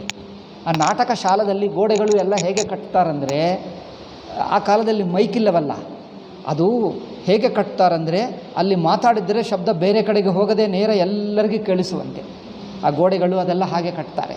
ಕಟ್ಟಿದ್ದರೆ ಶಬ್ದ ಬೇರೆ ಕಡೆ ಹೋಗಲ್ಲ, ಅವರು ಹೇಳಿದ ಮಾತೆಲ್ಲ ಇಲ್ಲಿ ಕೇಳಿಸ್ತದೆ. ನಾಟಕ ಶಾಲಾ. ಅದಕ್ಕೆ ಹಿಂದೆ ಪರ್ದೆಗಳು, ರೂಮ್ಗಳು ಕಟ್ಟಬೇಕಲ್ಲೇ, ವಿವಿಧ ಸೀನ್ಗಳಿಗೆ ಬೇಕಲ್ಲವೇ, ಅದೆಲ್ಲ ಇತ್ತು ಆ ಕಾಲದಲ್ಲಿ. ಅಂದರೆ ಎಷ್ಟು ತಿಳುವಳಿಕೆ ಇತ್ತು ನೋಡಿ. ವಧು ನಾಟಕ ಸಂಘೈಶ್ಚ. ನಾಟಕ ಸಂಘಗಳಿತ್ತಂತೆ, ನಾಟಕ ಆಡುವಂಥ ಒಂದೊಂದು ಗ್ರೂಪ್ಗಳು, ನಾಟಕ ಸಂಘಗಳು. ಈಗ ಏನು ಹೇಳ್ತಾರೆ? ನಾಟಕ ಕಂಪನಿ ಹೇಳ್ತಾರೆ, ಡ್ರಾಮಾ ಕಂಪನಿ ಹೇಳ್ತಾರೆ. ಪೂರ್ವ ಕಾಲದಲ್ಲಿ ಡ್ರಾಮಾ ಕಂಪನಿ ಅಂದರೆ ಒಂದು 10-20 ಜನರು, ಅವರಿಗೆ ಕೆಲಸಗಾರರು, ಅದೆಲ್ಲ ಕಟ್ಟುವುದಕ್ಕೆ, ಮತ್ತು ಅದು ಕಲಿಯುವುದಕ್ಕೆ, ಸಂಗೀತಕ್ಕೆ ಕೆಲವರು, ಮತ್ತು ಹಾಡುವುದಕ್ಕೆ ಕೆಲವರು, ಪಾತ್ರ ಧರಿಸಿ ನಾಟಕ ಆಡುವುದಕ್ಕೆ ಕೆಲವರು, ಎಲ್ಲ ಸೇರಿಕೊಂಡು ಒಂದು 20-30-40 ಜನರಾಗ್ತಾರೆ. ಒಂದು ದೊಡ್ಡ ಕಂಪನಿ, ನಾಟಕ ಕಂಪನಿ. ಇಂಥದ್ದು ಅನೇಕ ನಾಟಕ ಕಂಪನಿಗಳು. ಪ್ರತಿ ದಿವಸ ನಾಟಕ 2-3 ಶೋಗಳು, 2 ಶೋಗಳು. ಈ ಕಾಲದಲ್ಲಿ ಸಿನಿಮಾ ಇದೆಲ್ಲ ಹಾಗೆ ನಡೆಯುತ್ತಿತ್ತು. ಈಗ ಪ್ರತಿ ದಿವಸ ನೋಡುವವರು. ನೋಡಿ, ಅಯೋಧ್ಯ ಅಂದರೆ ಈ ಕಾಲದ ನಗರಕ್ಕೇನು ಕಡಿಮೆ ಇಲ್ಲ. ವಧು ನಾಟಕ ಸಂಘೈಶ್ಚ ಸಂಯುಕ್ತಾಂ ಸರ್ವತಃ ಪುರೀಂ. ಎಲ್ಲಿ ನೋಡಿದ್ದರೂ ಕಾಲನಿಗಳಲ್ಲಿ ಒಳ್ಳೆಯ ನಾಟಕ ಸಂಘಗಳು. ಪ್ರತಿ ದಿವಸ ಏನೋ ನಾಟಕ ನಡೆಯುತ್ತಿತ್ತು. ಪ್ರತಿ ದಿವಸ ಜನರು ನಾಟಕ ನೋಡುವಕ್ಕೆ ಹೋಗ್ತಾರೆ. ಹಾಡು ಕೇಳುವುದು, ಸಂಗೀತ ನೃತ್ಯ ನೋಡುವುದು, ನಾಟಕ ಸಂಘ ಎಲ್ಲರೂ ಸಂಧೆ ಆಗಿಬಿಟ್ರೆ ಸಾಕು, ನಾಟಕ ಸಂಘಗಳಲ್ಲಿ ಆ ಡ್ರಾಮಾಗಳಲ್ಲಿ ಹೋಗಿ ನೋಡಿ ಬರ್ತಾರೆ. ಸಂಗೀತ ಅಂದರೆ ಎಲ್ಲರಿಗೂ ಇಷ್ಟ ಅಲ್ಲವೇ? ಯಾರೋ ಒಬ್ಬರು ನಮ್ಮ ಸಾಬರು ಬಿಟ್ಟರೆ ಎಲ್ಲರಿಗೂ ಸಂಗೀತ ಇಷ್ಟ. ಸಾಬರೆಲ್ಲರಿಗೆ ಸಂಗೀತ ದ್ವೇಷಿಗಳು. ಅವರು ಸಂಗೀತ ನೃತ್ಯ ಅಂದರೆ ಅವರಿಗೆ ಮಹಾದ್ವೇಷ. ಎಲ್ಲಿ ಸಂಗೀತ ಇರಬಾರದು. ಸಂಗೀತ ಹಾಡುವವರಿದ್ದರೆ ಸಾಯಿಸಿಬಿಡ್ತಾರೆ. ನಿಮ್ಮ ಸಂಗೀತದ ವಾದ್ಯ ಹೇಳ್ತಾರೆ, ವಾದ್ಯಗಳಿದ್ದರೆ ಒಡೆದು ಹಾಕ್ತಾರೆ. ನಾಟಕ ಎಲ್ಲಿಯಾದರೂ ಸಂಘಗಳು ಬಿಲ್ಡಿಂಗ್ಗಳಿದ್ದರೆ ಒಡೆದು ಹಾಕ್ತಾರೆ, ಏನಿರಬಾರ್ದು. ಏಕೆ? ನಮ್ಮ ಅಲ್ಲ ಹೀಗೆ ಹೇಳಿದ, ಯಾರು ಸಂಗೀತ ಹಾಡಬಾರದು, ಇನ್ನೊಬ್ಬರನ್ನು ಹೊಡೆಯಬಹುದು, ಆದರೆ ಹಾಡಬಾರ್ದು ಅಲ್ಲ. ವಧೂ ನಾಟಕ ಸಂಘೈಶ್ಚ ಸಂಯುಕ್ತಾಂ ಸರ್ವತಶ್ಚ ಪುರೀಂ ಉದ್ಯಾನಾಮ್ರವಣೋಪೇತಾಂ. ಉದ್ಯಾನಗಳಂತೆ ಸುಂದರವಾದ ಹೂಗಳಿರುವಂಥ ಬಗೆ ಬಗೆ ಬಗೆ ತೋಟಗಳು. ಅದರಲ್ಲಿ ಕೆಲವು ಮಾವಿನ, ಈ ಕಾಲದಲ್ಲಿ ಮಾವಿನ ತೋಟಗಳು, ಸ್ಪೆಷಲ್ ಮಾವಿನ ತೋಟ. ಏಕೆ? ಮಾವಿನ ತೋಟದಿಂದ ಆ ಎಲೆಗಳು ನೋಡುವುದಕ್ಕೆ ಸುಂದರವಾಗಿರುತ್ತವೆ. ಮತ್ತು ಮಾವಿನ ಏನಾಗುತ್ತವೆ, ನೆರಳು ಬರುತ್ತದೆ. ಬಿಸಿಲು ಕಾಲದಲ್ಲಿ ನೆರಳಿನಿಂದ ಮಾವಿನದು ಇನ್ನೊಂದೇನು, ಬೇವು ಮಾವು ಇನ್ನೊಂದಿದೆ, ಮರ್ತು ಹೋದೆ. ನೀವು ಕನ್ನಡದಲ್ಲಿ ಏನು ಹೇಳ್ತಾರೋ ಈ ಮೂರು. ಹೊಂಗೆನಾ? ಹೊಂಗೆ ಅಂದರೆ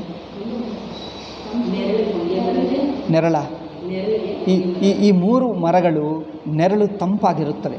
ಭಯಂಕರ 2 ಗಂಟೆಗೆ ಬಿಸಿಲು ಕಾಲ, ಪಕ್ಕಕ್ಕೆಷ್ಟು ಬಿದ್ದಿದ್ರೆ ಅಲ್ಲಿ ಹೋದರೆ ಸಾಕು ತಂಪಾಗ್ತದೆ. ಅಲ್ಲಿ ಹೋದರೆ ಸಾಕು, ಏನೋ ಆನಂದ, ಸ್ವರ್ಗಕ್ಕೆ. ಈ ಕಾಲದಲ್ಲಿ AC ಇದ್ದಂತೆ ಆಗುತ್ತದೆ, ಅಷ್ಟು ಚೆನ್ನಾಗಿರುತ್ತೆ. ಒಂದು ಕೆರೆ ಪಕ್ಕಕ್ಕಿದ್ದರೆ ತಂಪು ಗಾಳಿ ಬರುತ್ತದೆ. ಕೆರೆ ಪಕ್ಕಕ್ಕೆ ಈ ಮರಗಳು, ತೋಟಗಳು ಇದ್ದರೆ ಅಲ್ಲಿ ತೋಟಗಳಲ್ಲೇ ಕೂತಿರುವುದು ಜನರು. ಬಿಸಿಲು ಕಾಲ, ವಸಂತ ಋತು ಬಂದರೆ ಸಾಕು, ಚೈತ್ರ ವೈಶಾಖ, ಅಲ್ಲಿ ಅದ್ಭುತವಾಗಿರುತ್ತಿತ್ತು ಅದು ಜನರಿಗೆ. ಆ ಕಾಲದಲ್ಲಿ ಅವರಿಗೆ ತೋಚಿದ್ದು ಏನೋ ಮಾಡ್ಕೊಂಡು ಇಟ್ಕೊಂಡರು ಅವರು. ಅದರಿಂದ ಮಾವಿನದು ಕೊಂಗೆನಾ ನೀವು ಹೇಳಿದ್ದು? ಕೊಂಗೆ ಹಾನಾ? ಹೊಂಗೆ. ಹಾಂ ಜುವ್ವಿ, ಹೊಂಗೆ ಮರ. ಮಾವಿನದು ಇನ್ನೊಂದೇನು? ಬೇವು. ಮಾವಿನದು, ಬೇವಿನದು, ಈ ಹೊಂಗೆ, ಈ 3 ಮರಗಳು ತುಂಬ ತಂಪು ಮಾಡ್ತವೆ. ಬಿಸಿಲು ಕಾಲಕ್ಕೆ ಸ್ಪೆಷಲ್. ಓಕೆ. ಸೊ ಉದ್ಯಾನಾಮ್ರ, ಅದರಿಂದ ಎಲ್ಲಿ ನೋಡಿದ್ದರು? ಆಮ್ರವನ ಅಂದರೆ, ಆಮ್ರ ಅಂದರೆ ಮಾವಿನದು, ವನ ಅಂದರೆ ತೋಟೆ. ಆ ಮಾವಿನ ತೋಟಗಳು ಎಲ್ಲ ಕಡೆ. ಮಾವಿನ ತೋಟ ನೋಡಿದ್ದೆ. ಮಾವಿನ ಕೆರೆ ಏನು? ಕೆರೆಯಲ್ಲಿ ಮಾವುಗಳಿರ್ತವೆ. ಮಾವಿನ ತೋಟ ಇರ್ಬೋದು, ಮಾವಿನ ಕೆರೆ ಏನು ಅಂದರೆ ಕೆರೆಯಲ್ಲಿ ಮಾವಿನ ಮರಗಳಿರುತ್ತವೆ, ಮಾವಿನ ಹಣ್ಣುಗಳಿರುತ್ತವೆ ಕೆರೆಯಲ್ಲಿ. ಅವರು ಮಾವಿನ ಕೆರೆ ಹೇಳ್ತಾರೇನವರು? ಮಾವಿನ ತೋಟ ಹೇಳ್ಬೋದು. ಮಾವಿನ ಕೆರೆ ಅಂದರೆ ಏನು ಅಂದರೆ ಮಂದಿರ ಹೇಳ್ತಾರೆ. ಹೆಸರು ಮಾವಿನ ಕೆರೆ, ಒಳ್ಳೆ ನೋಡಿದರೆ ಮಂದಿರ ಇರುತ್ತದೆ, ಏನೇನೋ ಹೆಸರಿಟ್ಟರು. ನನಗೆ ಕನ್ಫ್ಯೂಸ್ ಆಯಿತು. ಮಾವಿನ ಕೆರೆ ಅಂದರೆ ಏನಿದೆ ಅಂದರೆ ಮಾವಿನ ಕೆರೆ. ಓಕೆ, ಮಾವಿನ ತೋಟ ಇದೆ ಅಂದರೆ ಅಲ್ಲಿ ನೋಡಿದರೆ ಮಂದಿರ ಇದೆ. ಅಯ್ಯೋ, ನಾನು ಮಾವಿನ ತೋಟ ಅಂದ್ಕೊಂಡೆ, ಅಲ್ಲಿ ನೋಡಿದ್ರೆ ಮಂದಿರ ಇದೆ. ಆಯ್ತಪ್ಪ, ಏನೋ ಒಂದು ನೋಡಿದ್ದೇವೆ ಎಂದು ನೋಡಿ ಬಂದಿದ್ದೆ. ಒಳ್ಳೆ ಉದ್ಯಾನಾಮ್ರ ವಣೋಪೇತಾಂ ಮಹತೀಂ ಸಾಲ ಮೇಖಲಾಂ. ಸಾಲ ವೃಕ್ಷಗಳಂತೆ. ಸಾಲ ಅಂದರೆ ಗೊತ್ತಾ?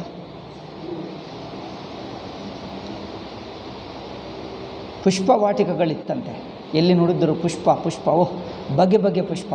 ಪ್ರತಿಯೊಂದು ಸೀಸನ್ನಲ್ಲಿ ಯಾವುದೇ ಒಂದು ಹೂಗಳಿರುತ್ತವೆ. ಅಂದರೆ ಎಲ್ಲ ಬಗೆಯಾದ ಹೂಗಳಿಟ್ಟರೆ ಪೂರ್ತಿ 12 ತಿಂಗಳು ಯಾವುದೇ ಒಂದು ಹೂಗಳು ಬೆಳುತ್ತಲೇ ಇರ್ತವೆ. ಯಾವುದೇ ಒಂದು ಹಾಗೆ ಇತ್ತು. ಅಂದರೆ ಆ ಕಾಲದಲ್ಲಿ.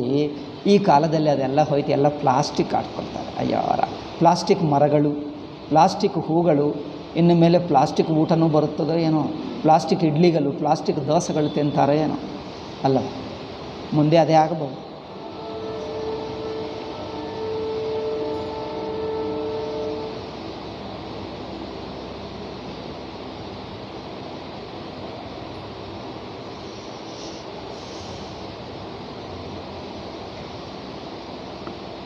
ದುರ್ಗ, ಜಲದುರ್ಗ, ದುರ್ಗ ಗಂಭೀರ ಪರಿಕಾ.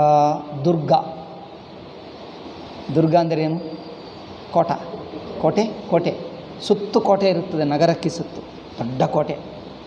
ದುರ್ಗ ಗಂಭೀರ ಪರಿಕ. ದುರ್ಗ ಇರುತ್ತದೆ, ಎತ್ತರ ಹೇಳ್ತಾರ, ತುಂಬ ಎತ್ತರದಿಂದ ಕೋಟೆ. ಏಕೆ ಆ ಕಾಲದಲ್ಲಿ ಶತ್ರುಗಳು ನಡ್ಕೊಂಡು ಬರೋಕ್ಕಾಗಲ್ಲ.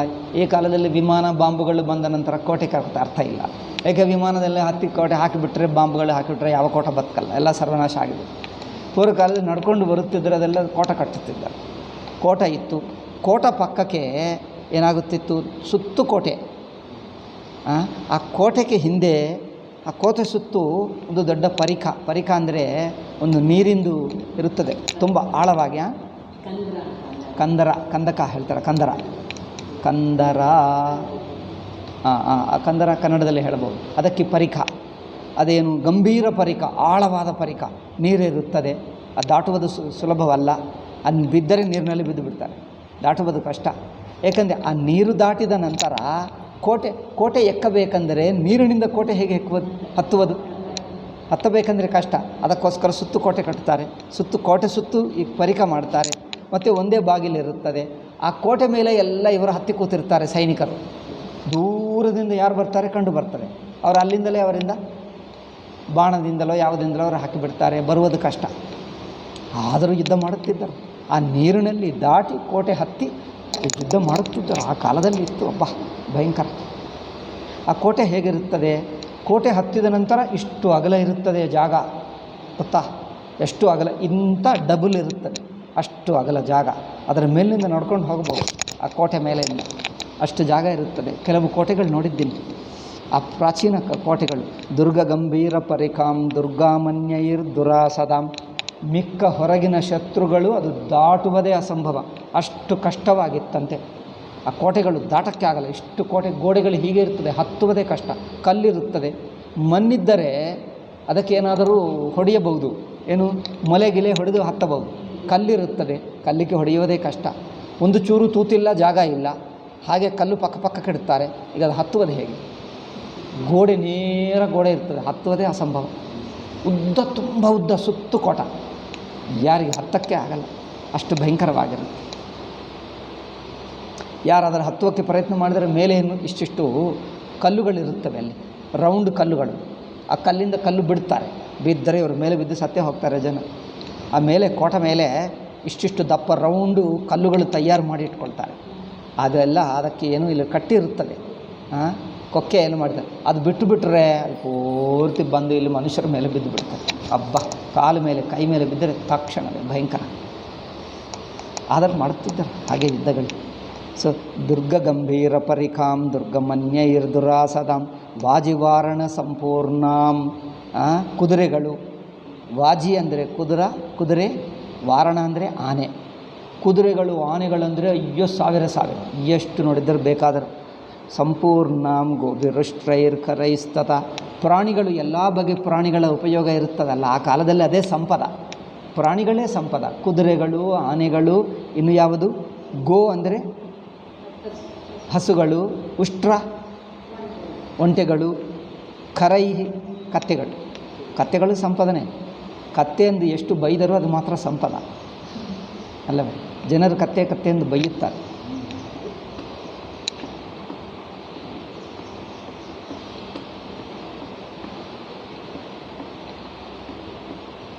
ಸಾಮಂತರಾಜ ಸಂಘೈಶ್ಚ ಬಲಕರ್ಮಿಭಿರಾವೃತಾಂ.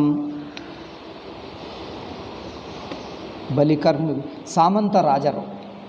ಈ ರಾಜನು ಚಕ್ರವರ್ತಿ ಆದರೆ ತನ್ನ ಸುತ್ತಮುತ್ತ ಇರುವ ಸಣ್ಣ ರಾಜ್ಯಗಳಿಗೆ ಸಾಮಂತ ರಾಜರಿದ್ದಾರೆ, ತನ್ನ ಅಧೀನ ರಾಜರು, ಪಾಲೆಗಾರರು, ತನ್ನ ಅಧೀನ ರಾಜರು. ಸಂಪೂರ್ಣ ಬಲಿಕರ್ಮಿಭಿರಾವೃತಂ. ಅವರು ಆಗಾಗ ಬಂದು ತನ್ನ ಸಂಪದ ಏನಾದರಿದ್ದರೆ ಇವರಿಗೆ ಬಂದು ಬಲಿ ಅಂದರೆ ಇವರಿಗೇನು ಕಾನುಕೆಗಳು, ಕಪ್ಪೆ ಕಾನುಕೆಗಳು ತಂದು ಕೊಡುತ್ತಿದ್ದರು. ನಾನಾ ದೇಶ ನಿವಾಸೈಶ್ಚ ವಣಿಗ್ಭಿರುಪಶೋಭಿತಂ. ಬೇರೆ ಬೇರೆ ದೇಶಗಳಿಂದ ಏನು ಹೇಳ್ತಾರೆ, ಸಂತ ಹೇಳ್ತಾರೆ, ಅಂಗಡಿ ಹೇಳ್ತಾರೆ, ಏನು ಹೇಳ್ತಾರೆ, ಸಂತೆಗಳು ಆಗುತ್ತಿತ್ತಂತೆ. ವಾರಕ್ಕೋ ತಿಂಗಳಿಗೋ ಒಂದು ಸಲ. ಯಾವ ದೇಶದಿಂದಲೂ ಏನೂ ಮಾಡಿದ್ದು ಯಾವಾಗಲೂ ನೋಡದೇ ಇರುವಂಥ ವಸ್ತುಗಳು ಬರುತ್ತಿತ್ತು. ಪ್ರತಿ ತಿಂಗಳು ಏನೋ ಹೊಸ ವಸ್ತುಗಳು, ಎಲ್ಲಿ ನೋಡದೇ ಇರುವಂಥ ವಸ್ತುಗಳು ಯಾರೋ ತಯಾರು ಮಾಡಿ ಇಲ್ಲಿಗೆ ತಂದು ಮಾಡ್ತಾರೆ. ಅಯ್ಯೋ ಇದು ನೋಡಲೇ ಇಲ್ಲವೇ ಅಂದರೆ, ಹೌದು ಈ ತಿಂಗಳು ನೋಡಿದರೆ ಮುಂದಿನ ತಿಂಗಳು ಇನ್ನೆಲ್ಲೋ ಬರುತ್ತದೆ, ಇನ್ನೊಂದು ತಿಂಗಳು ಎಷ್ಟು ವಸ್ತುಗಳಂದರೆ ಎಲ್ಲರ ಮನೆ ತುಂಬಿ ಬಗೆ ವಸ್ತುಗಳು. ಈ ಕಾಲದಲ್ಲಿರುವಷ್ಟೇ ಇದೆ, ಆ ಕಾಲದಲ್ಲಿ ನೋಡಿ ಏನು ಕಡಿಮೆ ಇಲ್ಲ. ಈ ಕಾಲದಲ್ಲಿ ಹಾಗೆ ತುಂಬಿಕೊಳ್ತಾನೆ. ಸೊ ನಾನಾ ದೇಶ ನಿವಾಸೈಶ್ಚ ವಣಿಗ್ಬಿ ಅಂದರೆ ವಣಿಜರು ಅಂದ್ರೇನು? ಈ ವ್ಯಾಪಾರಿಗಳು. ವಣಿಗ್ಬಿರುಪಶೋಭಿತಾಂ, ಯಾವ ನಗರ ಆದರೂ ವಣಿಜರು ವ್ಯಾಪಾರಿಗಳಿದ್ದರೆ ಆ ನಗರಕ್ಕೆ ಶೋಭಾ. ಏಕೆ? ವ್ಯಾಪಾರದಿಂದಲೇ ಬಗೆ ಬಗೆ ವಸ್ತುಗಳು ಅಲ್ಲಿಂದ ಇಲ್ಲಿಗೆ ಬರುತ್ತವೆ, ಇವರು ಕೊಂಡುಕೊಳ್ತಾರೆ, ಎಲ್ಲ ಸಿಗ್ತದೆ ಅವರು ಮಾರಿದರೆ. ಅದರಿಂದ ನಗರದಲ್ಲಿ ಸಂಪದ ಬೇಕಂದರೆ ವ್ಯಾಪಾರಿಗಳಿರಲೇಬೇಕು. ಸೊ ಅದರಿಂದ ಪ್ರಾಸಾದೈ ರತ್ನ ವಿಕೃತೈ ಪರ್ವತೈರಿಪಶೋಭಿತಾಂ. ಒಂದೊಂದು ಮನೆ ಹೇಗಿತ್ತಂದರೆ ದೊಡ್ಡ ಅರಮನೆಗಳಂತೆ. ರತ್ನ ವಿಕೃತೈ, ಎಲ್ಲ ರತ್ನಗಳು ಅದರಲ್ಲಿ ಏನಂತಾರೆ ಹೊದಗಿಸ್ತಾರೆ. ಆ ರತ್ನಗಳು ಹೊದಗಿಸಿರುವ ಗೋಡೆಗಳು ಸುಂದರವಾದ ಒಂದು ಡಿಸೈನ್ ಆಗಿ ರತ್ನಗಳು ಮಾಡ್ತಾರಂತೆ.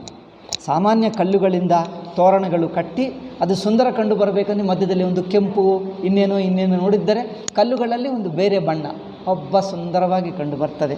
ರತ್ನಗಳು ಪರ್ವತೈರಿಪಶೋಭಿತ. ಆ ಒಂದೊಂದು ಅರಮನೆ ಹೇಗಿದೆ ಅಂದರೆ ಒಂದೊಂದು ಬೆಟ್ಟ ಆಗಿದ್ದಂತೆ, ಪರ್ವತ ಹಾಗೆ. ಒಂದೊಂದು ಅರಮನೆ ಎಷ್ಟು ಎತ್ತರ, ಅದಕ್ಕೇನು ಮಾಡಿಗಳಿರುತ್ತವೆ ಅಂದರೆ ಅರಮನೆ ದೂರದಿಂದ ನೋಡಿದರೆ ಒಂದು ದೊಡ್ಡ ಬೆಟ್ಟ ಹಾಗೆ, ಅಷ್ಟಿತ್ತಂತೆ ಅರಮನೆಗಳು.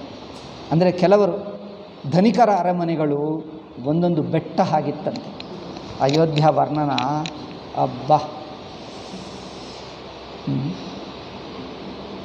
ಪ್ರಾಸಾದೈರತ್ನ ವಿಕೃತೈ ಪರ್ವತೈರಿಪಶೋಭಿತಾಂ ಕೂಟಾಗಾರೈಶ್ಚ ಸಂಪೂರ್ಣಾಂ ಇಂದ್ರಸ್ಯೇವಾಮರಾವತೀಂ. ಕೂಟಾಗಾರ ಅಂದ್ರೇನು? ಐ ಥಿಂಕ್ ಧಾನ್ಯಗಳ ಆಗಾರನ ಏನು? ಆಗಾರ ಅಂದರೆ ಗೊತ್ತಾ? ಕಣಜ ಅಂದರೆ ಆ ಧಾನ್ಯದ ಅದೇನು ಏನು ಈ ಧಾನ್ಯ ಇಟ್ಟುವ ಜಾಗ ಅಲ್ಲವೇ? ರತ್ನ ವಿಕೃತೈ ರತ್ನ ನಿರ್ಮಿತೈ ಪರ್ವತ ಸದೃಶೈ ಪ್ರಾಸಾದೈ ಶೋಭಿತಾಂ ಕೂಟಾಖ್ಯೈರ್ ಆಗಾರೈರ್ ಗೃಹೈ. ಅಷ್ಟೇ. ಕೂಟಶಾಲಾ ಆಗಾರಂ ಗೃಹಂ.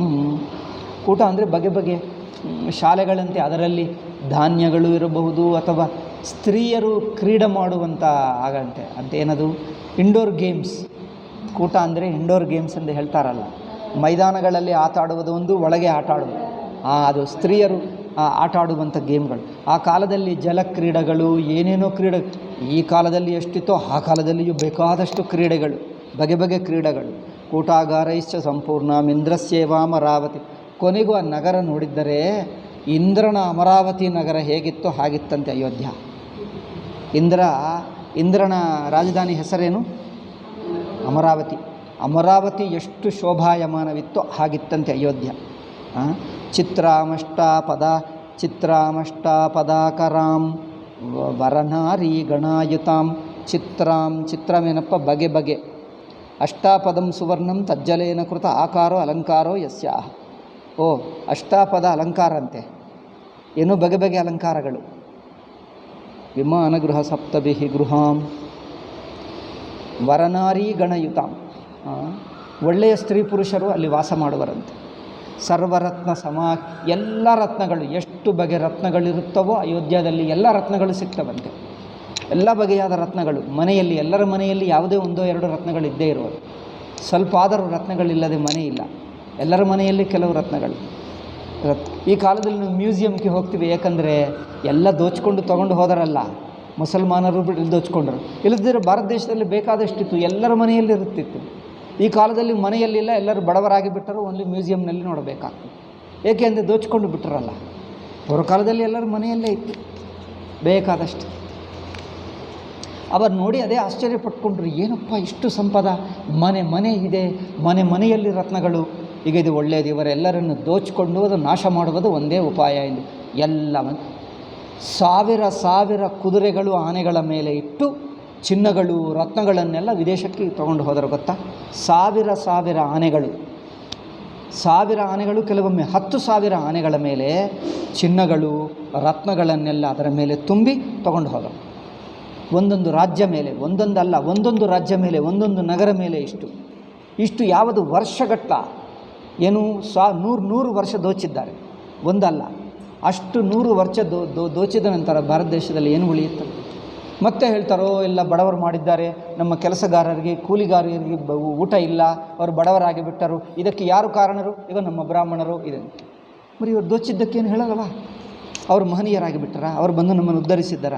ಅವರು ಬಂದು ನಮ್ಮನ್ನು ಉದ್ಧರಿಸಿದರಂತೆ, ನಮ್ಮ ಜನರೇವನ್ನು ದೋಚಿಕೊಂಡು ತಿಂದರಂತೆ. ನೋಡು ಹೇಗೆ ಮಾತಾಡ್ತಾರೆ.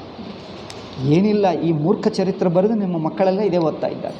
ಇದೇ ಮೂರ್ಖ ಚರಿತ್ರ. ಇದು ಶಾಸ್ತ್ರ ನೋಡಿ ಏನು ಹೇಳ್ತಾರೆ. ಎಲ್ಲರಿಗೂ ಬೇಕಾದಷ್ಟು ಹಣ ಇತ್ತು, ಸಂಪದ ಇತ್ತು. ಸರ್ವರತ್ನ ಸಮಾಕೀರ್ಣಾಂ ವಿಮಾನ ಗೃಹ ಶೋಭಿತಾಂ. ವಿಮಾನ ಗೃಹ ಅಂತೆ. ವಿಮಾನ ಅಂದರೆ ಸಪ್ತಭೂಮಿ ಗೃಹಂ. ಸಪ್ತಭೂಮಿ ಅಂದರೆ 7 ಅಂತಸ್ತುಗಳ ಮನೆಗೂ ವಿಮಾನ ಎಂದು ಹೇಳ್ತಾರೆ. 7 ಅಂತಸ್ತುಗಳ ಮನೆ. ನಾವು ಅಂದ್ಕೊಳ್ತಾರೆ ಇದೆಲ್ಲ ಪೂರ್ವಕಾಲದಲ್ಲಿ ಏನಿಲ್ಲ, ಭಾರತೀಯರೆಲ್ಲ ಬಡವರು, ವಿದೇಶಿಯರಿಂದಲೇ ನಮಗೆ ಇಂಥಂಥ ಮಾಡಿಗಳು ಬಂತು. 7 ಮಾಡಿಗಳ ಮನೆಗಳಿತ್ತಂತೆ ಆ ಕಾಲದಲ್ಲಿ. ಆ ಕಾಲದಲ್ಲೇ ಇತ್ತು 7 ಮಾಡಿಗಳಂದರೆ ಆ ಫೌಂಡೇಶನ್, ಅದೇನು ಹೇಳ್ತಾರೆ, ಆಧಾರ ಗೋಡೆಗಳು ಎಷ್ಟು ಕಟ್ಟುತ್ತಿರಬಹುದು ಅವರು. ಈಗಲೂ ನೋಡಿದ್ದೀರಾ ಶ್ರೀರಂಗದಲ್ಲಿ ಮನೆ ಇದೆ ನೋಡೋದು. ಅದು 14-24 ಮಾಡಿಗಳು. 14-24 ಮರೆತು ಹೋದೆ. 14 ಇರಬಹುದು ಅನಿಸುತ್ತೆ. 14 ಮಾಡಿಗಳ ಮನೆ, ಅರಮನೆ ಹತ್ತಿದ್ದರೆ ಇಡೀ ಏನು ಶ್ರೀರಂಗಂ ನಗರ ಕಂಡು ಬರ್ತದೆ. ದೂರ 10 ಕಿಲೋಮೀಟರ್ವರೆಗೆ ಕಂಡು ಬರ್ತದೆ, ಗೊತ್ತಾ? ಅದು ಹತ್ತಿ ನೋಡಿದೆ ನಾನು. ನಾವಲ್ಲಿ ಹೋದಾಗ ಏನು ರಿಪೇರಿಂಗ್ ನಡೆಯುತ್ತಿತ್ತು. ಅದು ನಾವು ಹತ್ತಿತ್ತೀರಾ ನೋಡ್ತೀರಾ ಎಂದು ಹೌದು ಎಂದು ಹೇಳಿದರು. ಅದು ಹೊರಗೆ ಟೆಂಟೇಟಿವ್ ಮಾಡ್ತಾರೆ ನೋಡಿ, ಅದೇನು ಲಿಫ್ಟು, ಅವರು ಕಟ್ಟುವಾಗ ಲಿಫ್ಟ್ ಮಾಡ್ತಾರೆ ನೋಡಿ, ಹೊರಗೆ ಕಟ್ಟುತ್ತಾರೆ. ಅಂಥದ್ದು ಕಟ್ಟಿದ್ದಾಗ ಅದು ಹತ್ತಿದ್ದೇವೆ. ಒಳಗೆ ನೋಡಿದ್ದರೆ ಆ ಗೋಪುರದ ಒಳಗೆ ಎಷ್ಟು ಅಗಲ ಜಾಗ ಅಂದರೆ ಇನ್ನೂ ಆಶ್ರಮಷ್ಟು ಜಾಗ ಇದೆ ಒಳಗೆ. ಇದಕ್ಕಿಂತ ಹೆಚ್ಚೆ, ಆಶ್ರಮಕ್ಕಿಂತ ಹೆಚ್ಚು ಒಳಗೆ ಜಾಗ. ಅದು ಹತ್ತಿದ್ದು ನೋಡಿದ್ದರೆ ದೂರವರೆಗೂ ಕಂಡು ಬರ್ತದೆ. ಅಬ್ಬಾ ಎಷ್ಟೆಷ್ಟು ಕಿಲೋಮೀಟ್ರ್, ಊರೆಲ್ಲ ಕಂಡು ಬರ್ತದೆ. ಇದು ಯಾವಾಗ ಕಟ್ಟಿದ್ದು? 1000 ವರ್ಷ ಹಿಂದೆ. 1000 ವರ್ಷ ಹಿಂದೆ ಇಷ್ಟೆಲ್ಲ ಇತ್ತ? ಇವರು ಹೇಳ್ತಾರೋ ನಾವು ಬಡವರಂತೆ, ಎಲ್ಲ ವಿದೇಶಿಯರು ಬಂದು ನಮ್ಮನ್ನು ಉದ್ಧರಿಸಿದರು. ಬುದ್ಧಿ ಇದೆ ಇವರಿಗೆ. ಇಂಗ್ಲೀಷ್ ಮೀಡಿಯಂ ಓದಿದವರಿಗೆ ಬುದ್ಧಿ ಇರುತ್ತದಾ? ಇರುವ ಬುದ್ಧಿ ಹೋಗುತ್ತದೆ. ಇದೆಲ್ಲ ನಮ್ಮ ಪೂರ್ವಜರದೇ ಇತ್ತು. ಆದ್ದರಿಂದ ಅದು ನಾನು ಶ್ರೀರಂಗಂದು ಹತ್ತಿ ನೋಡಿದೆ, ಆಶ್ಚರ್ಯ. ಪಾ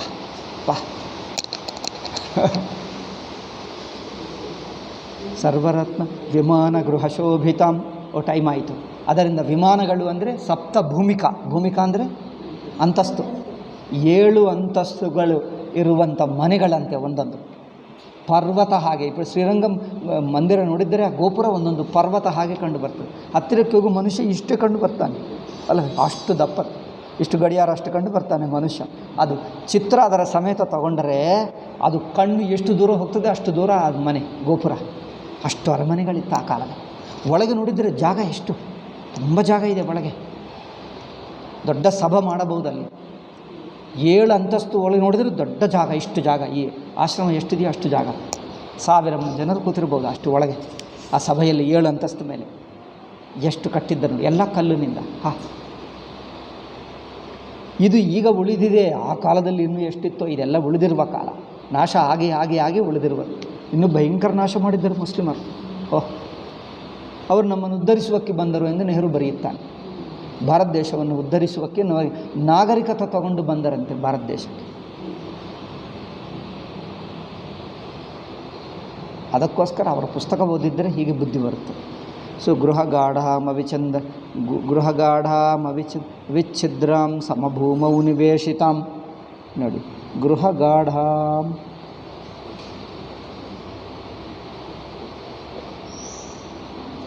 ಅಂದರೆ ಈಗ ಮನೆಗಳು ಪಕ್ಕಪಕ್ಕಕ್ಕೆ ಮನೆಗಳಿರುವುದರಿಂದ ಜನರೆಲ್ಲ ಗಾಢ ಅಂದರೆ ತುಂಬಿದೆ ಮನೆಗಳು, ತುಂಬ ಗೃಹಸ್ಥರು, ಲೌಕಿಕ ಜನರೆಲ್ಲ ಇವೆ. ಅತಯೇವ ಅವಿಚ್ಛಿದ್ರಾಂ ಇಕ್ಷುಕಾಂಡರಸ ಸಮಾನ ಸ್ವಾದೂದಕಬತೀಂ. ಅಷ್ಟೇ, ಇನ್ನೇನಿದೆ? ಮನೆಗಳಿವೆ, ಬೇಕಾದಷ್ಟು ಮನೆಗಳು. ಆ ತೋಟಗಳಲ್ಲಿ ಬಾವಿಗಳಿದ್ದರೆ ಬಾವಿಗಳು ಹೇಗಿತ್ತು ಗೊತ್ತಾ? ಶಾಲಿ ತಂಡುಲ ಸಂಪೂರ್ಣಾಂ. ಶಾಲಿ ತಂಡುಲ ಅಂದರೆ ಅಕ್ಕಿ ಹೇಳ್ತಾರೆ, ಭತ್ತ. ಆ ಭತ್ತೆಗಳು ಎಲ್ಲ ಕಡೆ ಇರುತ್ತಿತ್ತಂತೆ. ಇಕ್ಷುಕಾಂಡ ರಸೋದಕಾಂ.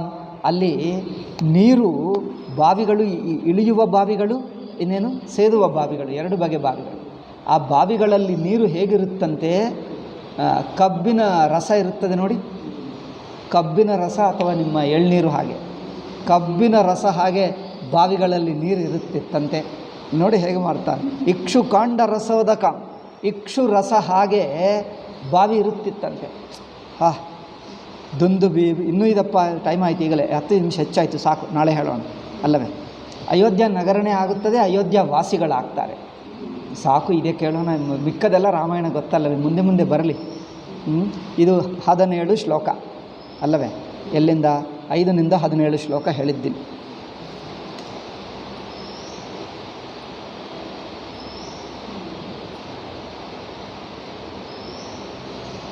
ಓಕೆ. ಓಂ ಶಾಂತಿ ಶಾಂತಿ ಶಾಂತಿ.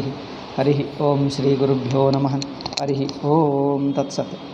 ಅರಮನೆ ಆದ ನಂತರ ಚೆನ್ನಾಗಿದೆ, ನಗರ ವಾಸಿಗಳದ್ದು ನಾಳೆ ಬರುತ್ತದೆ. ಅಯೋಧ್ಯ ಜನರು, ಅವರ ಸಂಪದ, ಅವರ ಮನೆ, ಅವರಿಗೆ ಆಭರಣಗಳು, ಅಯ್ಯೋ ಇದು ನೋಡಿದ್ದರೆ ನಾವು ಅಯೋಧ್ಯದಲ್ಲಿರೋದೇ ಚೆನ್ನಾಗಿದೆ ಅನಿಸುತ್ತೆ. ನೋಡಿ ಎಷ್ಟು ಅವರ ಸಂಪದಪ್ಪ, ಅವರ ಸದ್ಗುಣಗಳು. ನಾಳೆ ಅಯೋಧ್ಯವಾಸಿ ಜನರು ಹೇಗಿದ್ದಾರೆ ಗೊತ್ತಾಗ್ತದೆ.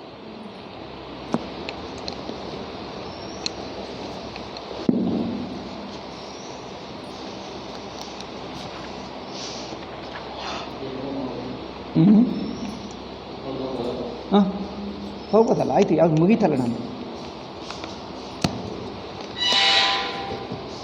ಇದು